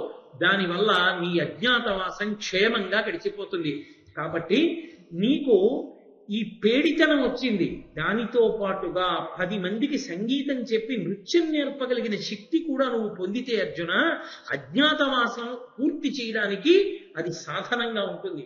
కాబట్టి ఈ అరణ్యవాస కాలాన్ని దానికి అనువుగా మీరు ఉపయోగించుకోండి. ఎలాగో 12 ఏళ్ళు నువ్వు అంతఃపురంలో ఉండక్కర్లేదు, యుద్ధాలు చేయక్కర్లేదు, పరిపాలన చెయ్యక్కర్లేదు. ఈ కాలాన్ని సద్వినియోగం చేసుకోండి అన్నాడు. అని వజ్రాస్త్రమాదిగా వరదుడై వివిధ దివ్యాస్త్రములు పార్థున కమరనిచ్చి తత్ప్రయోగంబులు తద్రహస్యంబులు తన్నివర్తనములు దడయ కపుడ దయనుపదేశించి దారుణాహవములంద విజేయ వీర్యుండవము పేర్మినని మహాసౌహార్దుడై చిత్రసేనుడన్ గంధర్వ పతితోడ గారవమున వజ్రధరుడు గీత వాద్య నృత్యంబులు గరప పంచబార్తుగడగి ఇట్టు అమరనాథునొద్దన అర్జనుండుండా ఏ నేడులరిగే ఇట మహీతలమున. ఆ ఇంద్రుడు నీకు నేను వజ్రాయుధాన్ని ప్రయోగించడం, ఉపసంహారం చేయడం మొదలైనటువంటి మంత్రములతో నీకు దీన్నంతటినీ అనుగ్రహిస్తున్నానని ఆ వజ్రాయుధాన్ని ఇచ్చాడు. ఇచ్చి భయంకరమైనటువంటి యుద్ధములలో కూడా నీవు శత్రువుల్ని పరిమార్చి విజేతవై నిలబడదువుగాక అని ఆశీర్వదించి చిత్రసేనుడనేటటువంటి గంధర్వపతిని పిలిచి, నువ్వు మా అబ్బాయికి అర్జునుడికి కొన్నాళ్ల పాటు నృత్యము సంగీతము నేర్పించవయా. ఆ 2 నేర్చుకుంటే మా వాడికి అజ్ఞాతవాస కాలంలో ఉపయోగపడుతుందని అర్జునుడిని పరమ ప్రేమతో ఆ ఇంద్రసేనుడి దగ్గర ఆ విద్యను నేర్చుకోమని పంపించాడు. అందుకే దీన్ని ఆరణ్య పర్వము అని పిలుస్తారు. ఆరణ్య పర్వము అని పిలవడానికి కారణం ఏమంటే, వేదములన్నిటినీ కూడా 3 భాగములుగా మాట్లాడతారు పెద్దలు. సంహిత, బ్రాహ్మణము, ఆరణ్యకము అని పిలుస్తారు. ఇందులో సంహిత అంటే సంకలనమైనది అని గుర్తు. ఒక వేదంలో ఉండేటటువంటి మంత్రాలు చెల్లాచెదరుగా అటు ఇటు పడి ఉన్న వాటినన్నింటినీ తీసుకొచ్చి సంకలనం చేసి దేన్ని ఎక్కడ దేని తర్వాత చదవాలో ఏర్పాటు చేసి కూర్పు చేసి పెట్టినటువంటి విధి విధానములకు దాన్ని సంహితాభాగము అని పిలుస్తారు. ఈ సంహితాభాగాన్ని వేదంలో మళ్ళీ తీసుకొచ్చి బ్రాహ్మణాలుగా మారుస్తారు. బ్రాహ్మణాలుగా మార్చడము అంటే ఒక్కొక్కరికి ఒక్కొక్క కోరిక ఉంటుంది. ఒకడు సంతానాన్ని పొందాలనుకుంటాడు, ఒకడు యుక్తమైనటువంటి యువతిని వివాహం చేసుకోవాలనుకుంటాడు, లేక ఒక ఆడపిల్లకి మంచి వరుడు కావాలని కోరుకుంటుంది, కొంతమందికి ఐశ్వర్యం కావాలని కోరుకుంటుంది, కొంతమందికి ఇల్లు కట్టుకోవాలని కోరుకుంటుంది.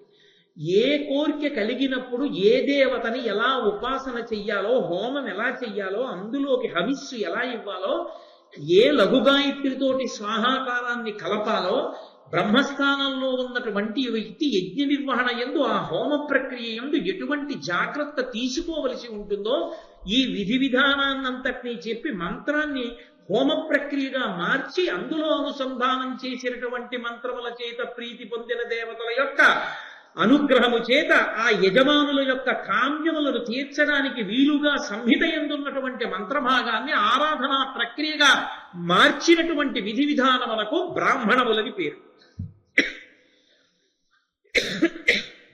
వాటిని బ్రాహ్మణాలు అని పిలుస్తారు. మూడవది ఉంటుంది, వాటిని ఆరణ్యకములు అంటారు. ఆరణ్యకములు అసలు యజ్ఞం ఎందుకు చెయ్యాలి, యాగం ఎందుకు చెయ్యాలి, హోమ ప్రక్రియ ఇలా ఎందుకుంటుంది, వేదంలో మంత్రభాగం అలా ఎందుకుంటుంది, వేదంలో ఎక్కడెక్కడ ఏ ఏ మంత్రాలు ఉంటాయి, ఈ మంత్రాల వెనక ఉండే తాత్పర్యం ఏమిటి, దీన్ని బాహ్యంలో కర్మాచరణకి ఉపయోగించినట్టుగా లోపల జ్ఞానావిర్భావము కొరకు ఎలా ఉపయోగించవచ్చు, వీటి తాత్పర్యం ఏమిటి, వీటి తాత్పర్యం ఎలా లోపల మననం చెయ్యాలి అని ప్రశాంతంగా ఏకాంతంగా ఉండడానికి అనువైనటువంటి ప్రదేశాన్ని ఎంచుకుని అక్కడ కూర్చుని వీటినన్నింటినీ కూడా పవిత్రమై తానుండి శౌచముతో ధ్యానము చేసి జ్ఞానమును పొందడానికి వీలైనటువంటి స్థితిని పొందడానికి యోగ్యమైన ప్రక్రియను అందించేటటువంటి స్థితికి ఆరణ్యకమని పేరు. దాని చేత దేవతానుగ్రహం కలుగుతుంది. ఎక్కడ కలిగింది? అరణ్యకాండ, అరణ్య పర్వము అని పేరు. వనపర్వము అని సంస్కృతంలో పిలుస్తుంటారు. అదే ఆరణ్య పర్వం అయింది. ఎందుకయింది ఆరణ్య పర్వం? అరణ్యంలో ప్రవేశించింది మొదలు గంగానది ఒడ్డుకి వెళ్ళగానే నిత్యాగ్నిహోత్రీకులైనటువంటి వారు నిరంతరము వేదపఠనం చేసేటటువంటి కొన్ని వేల మంది బ్రాహ్మణులు ధర్మరాజు గారితో అరణ్యంలోకి వస్తానన్నారు. వాళ్ళందరికీ అన్నం పెట్టడం కోసం అన్నదాత అయినటువంటి ఆదిత్యుడి యొక్క అనుగ్రహాన్ని పొంది అక్షయ పాత్రని పొంది దానితో ఇన్ని వేల మంది బ్రాహ్మణులకు అన్నం పెడుతున్నారు. నియమం ఏమిటి? బ్రహ్మచర్యాన్ని పాటిస్తూ కృష్ణాజినాన్ని కట్టుకుని కందమూలాలు తింటూ వాళ్ళు అరణ్యంలో ఉండాలి. పరమ సాత్వికమైనటువంటి ముని వృత్తిలో సాత్వికాహారం తింటూ రాజసమైనటువంటి గుణాలకి దూరంగా, అందుకే దానికి ఆరణ్యకములని పేరు. ఎక్కడో అరణ్యంలో ఏకాంత ప్రదేశంలో కూర్చుని ధ్యానం చేసి చింతన చెయ్యవలసినటువంటి విషయాల్ని పరమేశ్వరుడి అనుగ్రహంగా తమంత తాముగా వచ్చిన కొన్ని వేల మంది నిత్యాగ్నిహోత్రీకులైన బ్రాహ్మణులు వాళ్ళు ఉత్తినే కూర్చుంటారా? ప్రతిరోజు వేదాల్లోంచి మంత్రాలు చదువుతుంటే ధర్మరాజాదులు కూర్చుని ప్రశాంతంగా ఇంకొక పని లేదు కనుక ఈ మంత్రాలకు అర్థం ఏమిటి, ఈ హోమ ప్రక్రియకి అర్థం ఏమిటి, దీని వెనక ఉన్న తాత్పర్యం ఏమిటి, అదే వింటూ అదే ఆలోచిస్తూ దాని గురించే ధ్యానం చేస్తున్నారు. దాని గురించి ధ్యానం చేసి తెలుసుకున్నంత మాత్రం చేత దేవతల యొక్క అనుగ్రహం కలుగుతుంది. అలా అనుగ్రహం కలిగినటువంటి కారణం చేత ఎవరికి ఏది అవసరమో అది సమకూరుతుంది. అందుకే ఆ అరణ్య పర్వంలోకి ప్రవేశించిన దాదిగా ధర్మరాజు గారికి సూర్య భగవానుడి వల్ల అక్షయ పాత్ర వచ్చింది. అర్జునుడికి పరమశివ దర్శనమైంది, పాశుపతాస్త్రం వచ్చింది. యమధర్మరాజు గారి దర్శనమైంది, వరుణుడి దర్శనమైంది, అలాగే ఇంద్రుని యొక్క దర్శనమైంది, వరుణుడి దర్శనమైంది. వీళ్ళందరూ కూడా అనేకమైన అస్త్రములు ఇచ్చారు. ఏకంగా రథమెక్కి అమరావతికి వెళ్ళాడు, స్వర్గలోక దర్శనమైంది. ఇంద్రుడితో కలిసి అర్ధసింహాసనం మీద కూర్చున్నాడు. శాపం కూడా వరంగా పరిణమించింది. తదనంతరము వజ్రాయుధం అనబడేటటువంటి ఆయుధం కూడా తనకి దక్కింది, అస్త్రం దక్కింది. ఇది కాక అజ్ఞాతమాసం గడపడానికి వీలైనటువంటి రీతిలో కావలసినటువంటి నృత్య సంగీత విద్యలు చిత్రసేనుడు అనబడేటటువంటి గంధర్వుడి యొక్క అనుగ్రహం చేత లభిస్తున్నాయి. ఇవన్నీ రాజ్య పరిపాలన చేస్తుంటే అర్జునుడు నాట్యం నేర్చుకుంటూ సంగీతం నేర్చుకుంటూ కూర్చోగలడా? కూర్చోలేడు. ఆపద గట్టెక్కడానికి ఏది ఏది అవసరమో అవన్నీ దేవతానుగ్రహంగా సమకూడుతున్నాయి. అందుకని ఇది ఆరణ్య పర్వమై. కాబట్టి ఆరణ్య పర్వాన్ని, అరణ్య పర్వాన్ని, వనపర్వాన్ని చదువుకోవడం అంటే వీళ్ళు ఏ అనుగ్రహాలు పొందుతున్నారో అది చదువుకున్న వాళ్ళు, అది విన్నవాళ్ళు కూడా అదే అనుగ్రహాన్ని పొందుతారు. అందుకు మహాభారతం చెప్పుకోవడం, మహాభారతం చదవడం, దేవాలయాల్లో మహాభారతం చెప్పడం అనేటటువంటిది విశేష ప్రక్రియగా ఎందుకు వచ్చిందంటే ఎక్కడ మహాభారతం చెప్పబడుతోందో అక్కడికి దేవతలందరూ వస్తారు. నేను చెప్తున్న మాట కాదది, పరమాచార్య వంటి మహాపురుషులు చెప్పిన మాట. దేవతలందరూ వస్తారు. వాళ్ళందరూ ఒక విశేషమైన పని చేసి వెళ్ళిపోతారు. ఎవరు మూల విరాట్ ఉంటారో వారి యందు తమ అనుగ్రహాన్ని నిక్షేపించి వెళ్ళిపోతారు. ఈ దేవాలయానికి తరువాతి కాలంలో వస్తారు భక్తులు. వాళ్ళ కోరికలు తీర్చమని దేవతానుగ్రహం అయ్యప్ప యందు నిక్షిప్తమవుతుంది. ఆ తర్వాత ఎవరు ఏ కోరికతో వచ్చినా వారికి కావలసిన అనుగ్రహం ఆయన నుండి ప్రసరణమవుతుంది. కాబట్టి కేవల మహాభారత ప్రవచనం చేత, పఠనం చేత దేవతామూర్తులే శక్తివంతులవుతారంటే ఇక మనుష్యులు మహాభారతం వినకపోతే, మహాభారతం చదవకపోతే ఆ జీవితానికి అర్థమే ఉంటుంది. అందుకని ఆరణ్య పర్వం అంత శక్తివంతమైంది. కాబట్టి ఇలా నడుస్తుండగా స్వర్గలోకంలో ఆయన గడిపినటువంటి కాలం ఈ భూలోకంలో 5 సంవత్సరములకు సమానం. అప్పటికి 5 ఏళ్ళైపోయింది. అర్జునుడు వెళ్ళి ధర్మరాజాదులు ఎంత బెంగ పెట్టుకుని ఉంటారు, చాలా బెంగ పెట్టుకున్నారు. ఇలా ఉండగా ఒక రోజున రోమశ మహర్షి అనబడేటటువంటి మహర్షి ఇంద్రలోకానికి అమరావతి నగరానికి వచ్చి ఆ ఇంద్ర సభాప్రవేశం చేసి ఆ ఇంద్రుని యొక్క అర్ధసింహాసనం మీద కూర్చుని ఉన్నటువంటి అర్జునుణ్ణి చూసి, ఏమయ్యా ఆయన ఎవరు, అర్ధసింహాసనం మీద కూర్చున్నాడు, ఇన్ని మాటలు ఇంద్రలోకానికి వచ్చాను కానీ ఇంత గొప్ప సత్కారాన్ని పొందిన వ్యక్తిని నేను చూడలేదు, నాకు ఆ విశేషం ఏమిటో చెప్పమన్నాడు.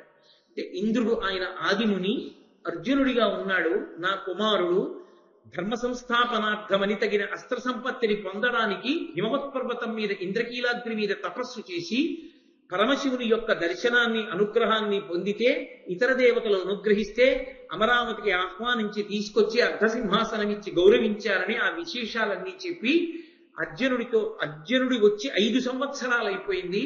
ధర్మరాజాదులు బెంగ పెట్టుకుని ఉంటారు. నువ్వు తరచు తీర్థయాత్ర చేస్తూ ఉంటావు కాబట్టి నువ్వు భూలోకానికి వెళ్ళి ధర్మరాజాదులకు అర్జునుడి యొక్క క్షేమవార్త తెలిపి అతను సమస్త అస్త్రశక్తులను పొందాడు అనేటటువంటి శుభవార్త చెప్పి ధర్మరాజుకి చిత్తశాంతి కలగడానికి తీర్థయాత్రకి తీసుకెళ్ళు అని చెప్పాడు. తప్పకుండా నేను ఈ ఉపకారం చేస్తానని రోమశ మహర్షి బయలుదేరారు. రోమశ మహర్షి ఒక ఆశ్చర్యకరమైనటువంటి స్థితి కలిగినటువంటి వాడు. ఆయన నిత్య బ్రహ్మచారి. ఆయన నిరంతరం తీర్థయాత్ర చేస్తుంటాడు, ఎప్పుడూ తీర్థయాత్ర చేస్తాడు. ఆయన తీర్థస్థలముల యందు నివాసం చేస్తూ ఉంటాడు. ఆయన చేసినటువంటి తీర్థయాత్రల చేత ఆయనకి ఎంత విశేషమైనటువంటి స్థితి ఏర్పడిందంటే, స్వేచ్ఛాగమనంతో ఆయన కోరుకున్న లోకానికి ఆయన వెళ్ళగలిగినటువంటి వాడయ్యాడు. అందుకని ఆయన అన్ని లోకాలకి వెడుతూ ఉంటాడు, చూస్తూ ఉంటాడు, వస్తూ ఉంటాడు. యథార్థానికి అసలు తీర్థయాత్ర ఎలా చెయ్యాలి అన్నది వినాలి అంటే రోమశ మహర్షి నోటి వెంట వినాలి. ఆ రోమశ మహర్షి ధర్మరాజు గారి దగ్గరికి వచ్చి ధర్మరాజు గారిని తీర్థయాత్రకి తీసుకెడతాడు ఆరణ్య పర్వంలోని. ఎందుకంటే ధర్మరాజు గారిని తీర్థయాత్రకి తీసుకెళ్లడం విన్నంత మాత్రం చేత మనం తీర్థయాత్ర చేసిన ఫలితం రాదు. అందున రోమశ మహర్షి చిత్రం ఏమిటంటే, ఆయనకి కొంతమంది శిష్యగణాలు ఉన్నాయి. ఆ శిష్యగణాలన్నీ కూడా రోమశ మహర్షులనే పేరు, వాళ్ళందరికీ కూడా రోమశులనే పేరు. ఆ రోమశులందరూ కూడా ఏ విధానాన్ని స్వీకరించారంటే తీర్థయాత్ర చేయడమే. వాళ్ళు ఎప్పుడూ తీర్థయాత్ర చేస్తూ ఉంటారు. ఇప్పటికీ శ్రీకాళహస్తి క్షేత్రంలో 2 గడపలు ఉంటాయి.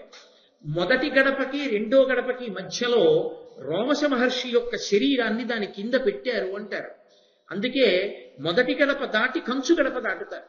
దాటి లోపలికెళ్ళి ఒక్క శ్రీకాళహస్తి క్షేత్రంలో మాత్రం మన ఇష్టం వచ్చినట్టుగా లోపలికెళ్ళి దర్శనం చేసుకోకూడదు.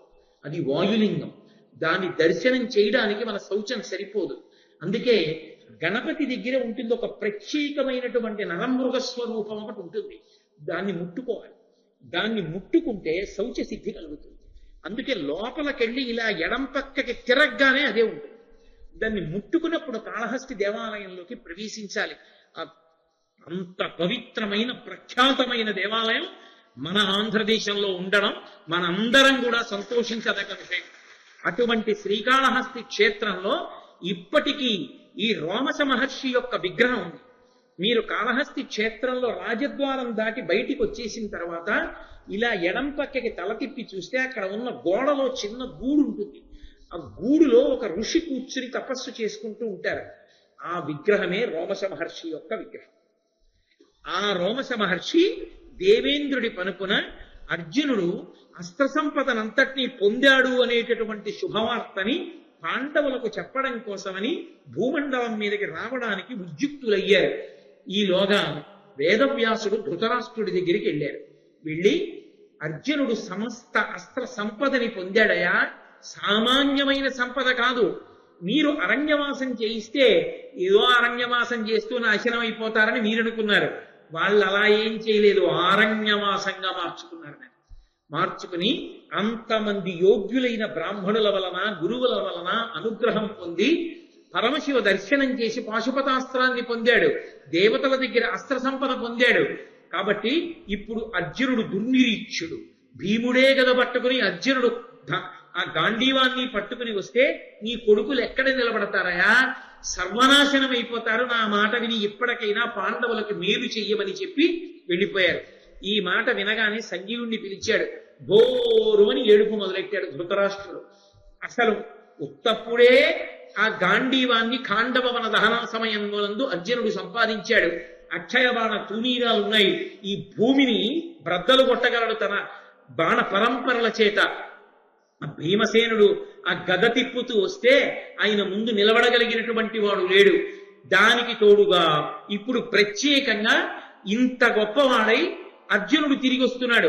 ఇక నా కొడుకుల జీవితం ఎలా ఉంటుందో అని ఏడుపు మొదలెట్టాడు. అంతేకాని వాళ్ళంత ధర్మాత్ములు ఇప్పటికైనా బుద్ధి మార్చుకుంటారన్న మాట మాత్రం అంటే సంజయుడు అన్నాడు, నీకొక విషయం తెలుసా మహారాజా, శ్రీకృష్ణ భగవానుడు ఈ మాయాద్యూతం జరిగినప్పుడు లేడు. తదనంతర కాలమనందు ఆయన అరణ్యవాసం చేస్తున్న పాండవుల దగ్గరికి వెళ్ళి పాండవులతో ఒక మాట అన్నాడు. ఇంత అన్యాయం చేసి మోసపుచ్చి మిమ్మల్ని తీసుకొచ్చి 12 సంవత్సరముల అరణ్యవాసం 1 సంవత్సరం అజ్ఞాతవాసం చెయ్యమని వనమునందు నిలబెడతాడా? ఇప్పుడే నేను మీ అందరినీ తీసుకుని వెళ్ళి మిత్రులైనటువంటి రాజులతో కలిసి వెళ్ళి ఆ ధృతరాష్ట్రుణ్ణి అతని కుమారుల్ని సంహరించి ఈ అఖండ ధరణీ మండలానికి అంతటికీ కూడా ధర్మరాజుని సార్వభౌముడిగా పట్టాభిషేకం చేస్తాను అని కృష్ణుడు ఆవేశంతో బయలుదేరపోతుంటే అక్కడ ఉన్నటువంటి పాండవులందరూ కలిసి పరమధర్మాత్ములు కనుక ఒక మాట అన్నారు. అయ్యో, మా కోసమని చెప్పి ఇప్పుడు నువ్వు యుద్ధానికి బయలుదేరడం ఎందుకయా? బయలుదేరక్కర్లేదు. యుద్ధం జరిగినప్పుడు కృష్ణ ఒక్క ఉపకారం చెయ్యి, నువ్వు అర్జునుడి రథానికి సారథ్యం వహిస్తే చాలు అని అడిగారు. కాబట్టి కృష్ణ భగవానుడే అంతటి ప్రతిజ్ఞ చెయ్యబోయాడు. కాబట్టి ఎక్కడ నిలబడతారయా అన్నాడు. ధృతరాష్ట్రుడు ఏడుస్తూ, వృద్ధని, జాత్యంధుడని, బుద్ధి విహీనుడని, నన్ను పుత్రుడు బలదర్పోద్ధతుడై మెచ్చడు, అసంబద్ధంబులే కాని వినడు పలికిన పలుకులు. నా కొడుకున్నాడే దుర్యోధనుడు, వాడు నన్ను ముషిలేడు అంటుంటాడు. జాత్యంధుడని, పుట్టుకతో గుడ్డివాడంటాడు. బుద్ధి విహీనుడని, బుద్ధిహీనుడు మా నాన్న అంటాడు. నిన్నెవడ పడమన్నాడు? నువ్వేం పెన్షన్ కూడా లేదు, తండ్రివి కావుగా, మహారాజువుగా ఏ శాసనం చేసి కొడుకును ఒక్కడిని వదిలేలేవా? విదురుడు చెప్పాడుగా. ఏమయ్యా, నక్కనిచ్చి సింహాలని తెచ్చుకోలేవా అని అడిగాడు. ఒక నక్క దుర్యోధనుడు. ఆ నక్కను వదిలేయి, 5 సింహాలు వస్తాయి. ఇంతకన్నా గొప్ప బేరం దొరుకుతుందా నీకు ప్రపంచంలో? ఎందుకు ఆ ఒక్కడిని పట్టుకుని అంత కాగిపోయి ఏడుస్తో? వదలమని చెప్పాడుగా, మరి వదలకపోవడమే. చేతిలో అధికారం ఉందిగా, ఎవడి మీదో పెట్టి ఏడవడం ఎందుకు? తన కొడుకు మాట వినకపోతే ఆ కొడుకుకి బుద్ధి చెప్పడం, దూరంగా ఉంచడం తండ్రి చెయ్యాలి. ఆ రెండూ చెయ్యని వాడు అప్రయోజకుడైనటువంటి తండ్రి. కొడుకు చెడుగైనచో తండ్రి తప్పు, కూతురు చెడుగైనచో తల్లి తప్పు, అశ్వంబు చెడుగైన అశ్వారోహకని తప్పు, ప్రజలు చెడుగైనచో రాజు తప్పు. ఎవరు చెడిపోతే ఎవరిది తప్పో నీతిశాస్త్రం నిర్ణయం చేసింది. కాబట్టి ఎప్పటికప్పుడు ఏదో ఒక నెపాన్ని వెతుకుతాడు తప్ప తాను మాత్రం చెప్పడు ఎవరికి బుద్ధి. అసంబద్ధంబులే కాని వినడు పలికిన పలుకులు. పనికి మాలిన మాటలు వింటాడు కానీ నా మాటలు వినడయ్యా. ఎప్పుడైనా చెప్పాడా మంచి మాటలు? అసలు వద్దురా అని ఇలా వేలు చూపించి భయపెట్టాడా? సంజయుడి దగ్గర ఎందుకు ఈ దొంగేడుపు అంటే, ఇంకా ఆశ ఏమిటంటే ఎప్పటికైనా పాండవులు నశించిపోతారా? ఇంకా ఉందిగా 7 ఏళ్ళు, పాడైపోతారా? ఎంత ఆశో! రామకృష్ణ పరమహంస చెప్తుండేవారు. ఒక త్రాచుపం కప్పని పట్టుకుంది. అది పెద్ద కప్ప కాబట్టి ఈ విషం ఎక్కితే చచ్చిపోతుంది. ఎంతసేపట్లో చచ్చిపోతుంది? త్రాచుపం నోట్లో పడ్డ కప్ప 5 నిమిషాల్లో చచ్చిపోతుంది. దాని కోణంలో విషం ఎక్కేగాని అది పట్టుకుంది, వదలదు. ఇది గిలగిల కొట్టుకుంటోంది విషం ఎక్కి. ఇక నోరొక్కటే బయటికి ఉంది ఆ కప్పది. ఈ బయటికి నోరొక్కటే ఉండి స్పృహ తప్పిపోతున్న కప్ప అలా వెళ్ళిపోతున్న ఈగని పట్టుకోవడానికి నాలుగు చాపింది. అప్పుడు కూడా ఇంకా ఈగని తినాలని ఆశపడిన కప్పలా ఇప్పుడైనా పాండవులకి ఏదైనా జరగకపోతుందా అని ఆశపడతాడు తప్ప 5 ఏళ్లలో ఇంత వృద్ధి పొందిన వాళ్ళు మిగిలిన 7 ఏళ్లలో ఎంత గొప్ప వాళ్ళు అవుతారో ధర్మాన్ని పట్టుకుని వాళ్ళు నా కొడుకులని చెప్పుకుని నేనెంత పొంగిపోవచ్చు అని మాత్రం ఆలోచించాడు. అది మూర్ఖత్వం అంటే. కాబట్టి ఈ మాటలు చెప్తే సరే చెప్పవలసివి చెప్తాం. ఎన్ని మాటలు చెప్పినా, నేను చెప్పినా, విదురుడు చెప్పినా అదే, నువ్వు చెప్పినా అదే. ఇదే ప్రశ్న, ఇదే జవాబు. మన బోధలు అలాగే ఉంటాయి. అయినా మంచి చెప్పడం మా కర్తవ్యం, చెప్తుంటే ఉంటాం అనుకుని సంజయుడు అనుకున్నాడు.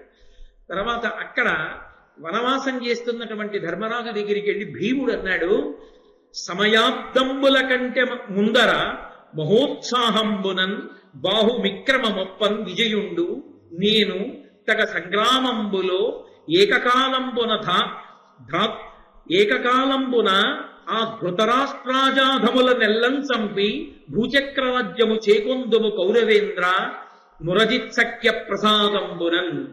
ఓ ధర్మరాజా, మోసాన్ని మోసంతో జయించడంలో తప్పేమీ లేదయ్యా.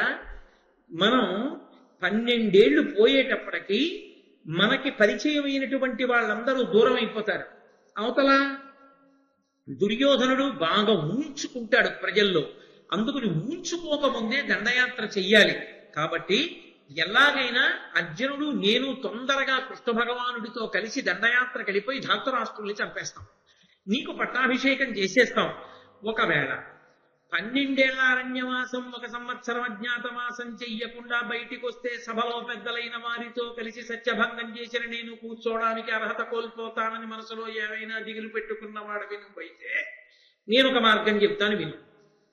నేను నలుగురం వెళ్ళిపోయి వాళ్ళని చంపేసి రాజ్యం అంతా సిద్ధం చేసేస్తాం. నువ్వు చేసి వచ్చేయి 13 ఏళ్ళు. 12 ఏళ్ల అరణ్యవాసం 1 సంవత్సరం అజ్ఞాతవాసం నువ్వు చేయి. పెద్దవాడివి కనుక, ధర్మాత్ముడివి కనుక చేసిరా. రాగానే నీకు పట్టం నీకే కడతాం, నువ్వే సార్వభౌముడవు. కానీ ఈ లోపల మేము అక్కడ తెలియచేస్తామంటే పగని అణుచుకోలేడు. వాళ్ళు పెట్టినటువంటి కష్టాలు మనసుని గుచ్చినప్పుడల్లా అన్నయ్య అనుమతిస్తే కొట్టేయడమే అనుకుంటుంటాడు. అంత ఆ ఉద్రేకం భీమసేనుడిది. కాబట్టి ధర్మరాజు గారికి తెలుసు దేన్ని ఎలా చల్లార్చాలో బాగా తెలిసినటువంటి ప్రజ్ఞాశాలి. అందుకు కదా తిక్కన గారు మెత్తని పులిని పిలిచాడు. వెంటనే భీమసేనుణ్ణి గట్టిగా కౌగిలించుకుని దగ్గరికి తీసుకుని మూర్ఖుని అంటే బ్రహ్మస్థానమునందు ముద్దు పెట్టుకుని గట్టిగా కౌగిలించుకుని తొడ మీద కూర్చోబెట్టుకుని, తమ్ముడా ఎంత గొప్పగా మాట్లాడావురా, ఎంత ప్రేమరా నీది, అంత ఆలోచనరా, ఇన్ని తిరిగితేటలతో మాట్లాడావురా. కానీ నాన్న నేను ఒక్క మాట చెప్తాను విను. అనలునకు కాట్టు తోడైన ఎట్టు ఇంద్ర తనయునకు నీవు తోడైనా దడయ కాజి బోరి రిపులకు బ్రతకంగబోల అయినా అనగా ఇది కోపమునకు అనవసరములు. గాలికి మంట తోడైతే రెండూ కలిపి ఎలా కాల్చేస్తాయో అలా అర్జునుడు నువ్వు తోడైతే నిలబడతారా? ధాతరాష్ట్రులో నిలబడలేరు. మీరిద్దరూ కలిపి కొట్టేయగలరు, అందులో సందేహమేం లేదు. కానీ నాన్న ఇది కోపం తెచ్చుకోవడానికి సమయం కాదు. నేను చెప్తాను కదూ సమయం ఎప్పుడో. ఉద్రేకపడిన భీమసేనుణ్ణి ఎప్పటికప్పుడు ధర్మం కోసం ఆప్ చేస్తుంటాడు. అయితే ఇంత ఉద్రేకం ఉన్న భీమసేనుడి దగ్గర ఒక గొప్ప లక్షణం ఉంది. అన్నగారు ఇలా అన్నాడు అనుకోండి వెళ్ళిపోతాడు తప్ప, నువ్వు ఇలాగే మాట్లాడతావు నేను వెళ్ళిపోతానండం. అది ఆ అన్నదమ్ముల్లో ఉన్నటువంటి గొప్పతనం. కాబట్టి ఈ మాటని 13 ఏండ్లు పోయిన పదపడి పార్థుండు నీవు పరంనృపతుల దుర్మదుల వధించి విజయాస్పద బాహుల రగుడు ధర్మ పరిరక్షకులై. 13 ఏళ్లు పూర్తయిపోనివరా, పూర్తయిపోగానే నువ్వు కోరుకున్నట్టే నువ్వు అర్జునుడు కలిసి ఆ ధార్తరాష్ట్రుల మీదకి యుద్ధానికి వెళ్ళి వాళ్ళనే కాదు అధర్మమునకు వంత పాడుతూ నిలబడినటువంటి సమస్త రాజన్యులను సంహరించి ధర్మానికి పట్టాభిషేకం చేద్దురుగాని. ఆనాడు గెలిచిన చేతులతో మీరు తిరిగొస్తుంటే ఆ సంహారం చేసి వస్తున్న మీ చేతుల్ని చూసి నేను మురిసిపోతాను రా. ఏదో ఉత్సాహపరిచాడు కదూ, సంతోషపడిపోయి భీమసేనుడు ఊరుకున్నాడు. అక్కడితో ఇవాల్టి నా ఉపన్యాసాన్ని అందరూ శుభప్రదంగా మంగళప్రదంగా ఉన్నారు అన్న చోట ఆపు చేస్తాను. ఎందుకంటే నేను ఒక్క అడుగు ముందుకేస్తే అద్భుతమైనటువంటి నలోపాఖ్యానం వచ్చేస్తుంది. ఇందులో కొన్ని ఘట్టాలకి ఫలశ్రుతి చెప్పారు నన్నయ్య గారు. ఈ ఘట్టాల్ని విన్నంత మాత్రం చేత మనసు చల్లబడుతుంది. భగవంతుని యొక్క అనుగ్రహంతో ఎప్పటి నుండో కరుకు తేరి నిలబడిపోయిన సమస్యలకి పరిష్కారాలు దొరుకుతాయి దేవతానుగ్రహంతో. ఒక్క ఆరణ్య పర్వమే అంత గొప్పది, విరాట పర్వం ఎంత గొప్పదో ఆరణ్యపర్వం అంత గొప్పది, అంతమంది ఋషులు అంతమంది దేవతల గురించి ఆ చర్చ వస్తూ ఉంటుంది కాబట్టి.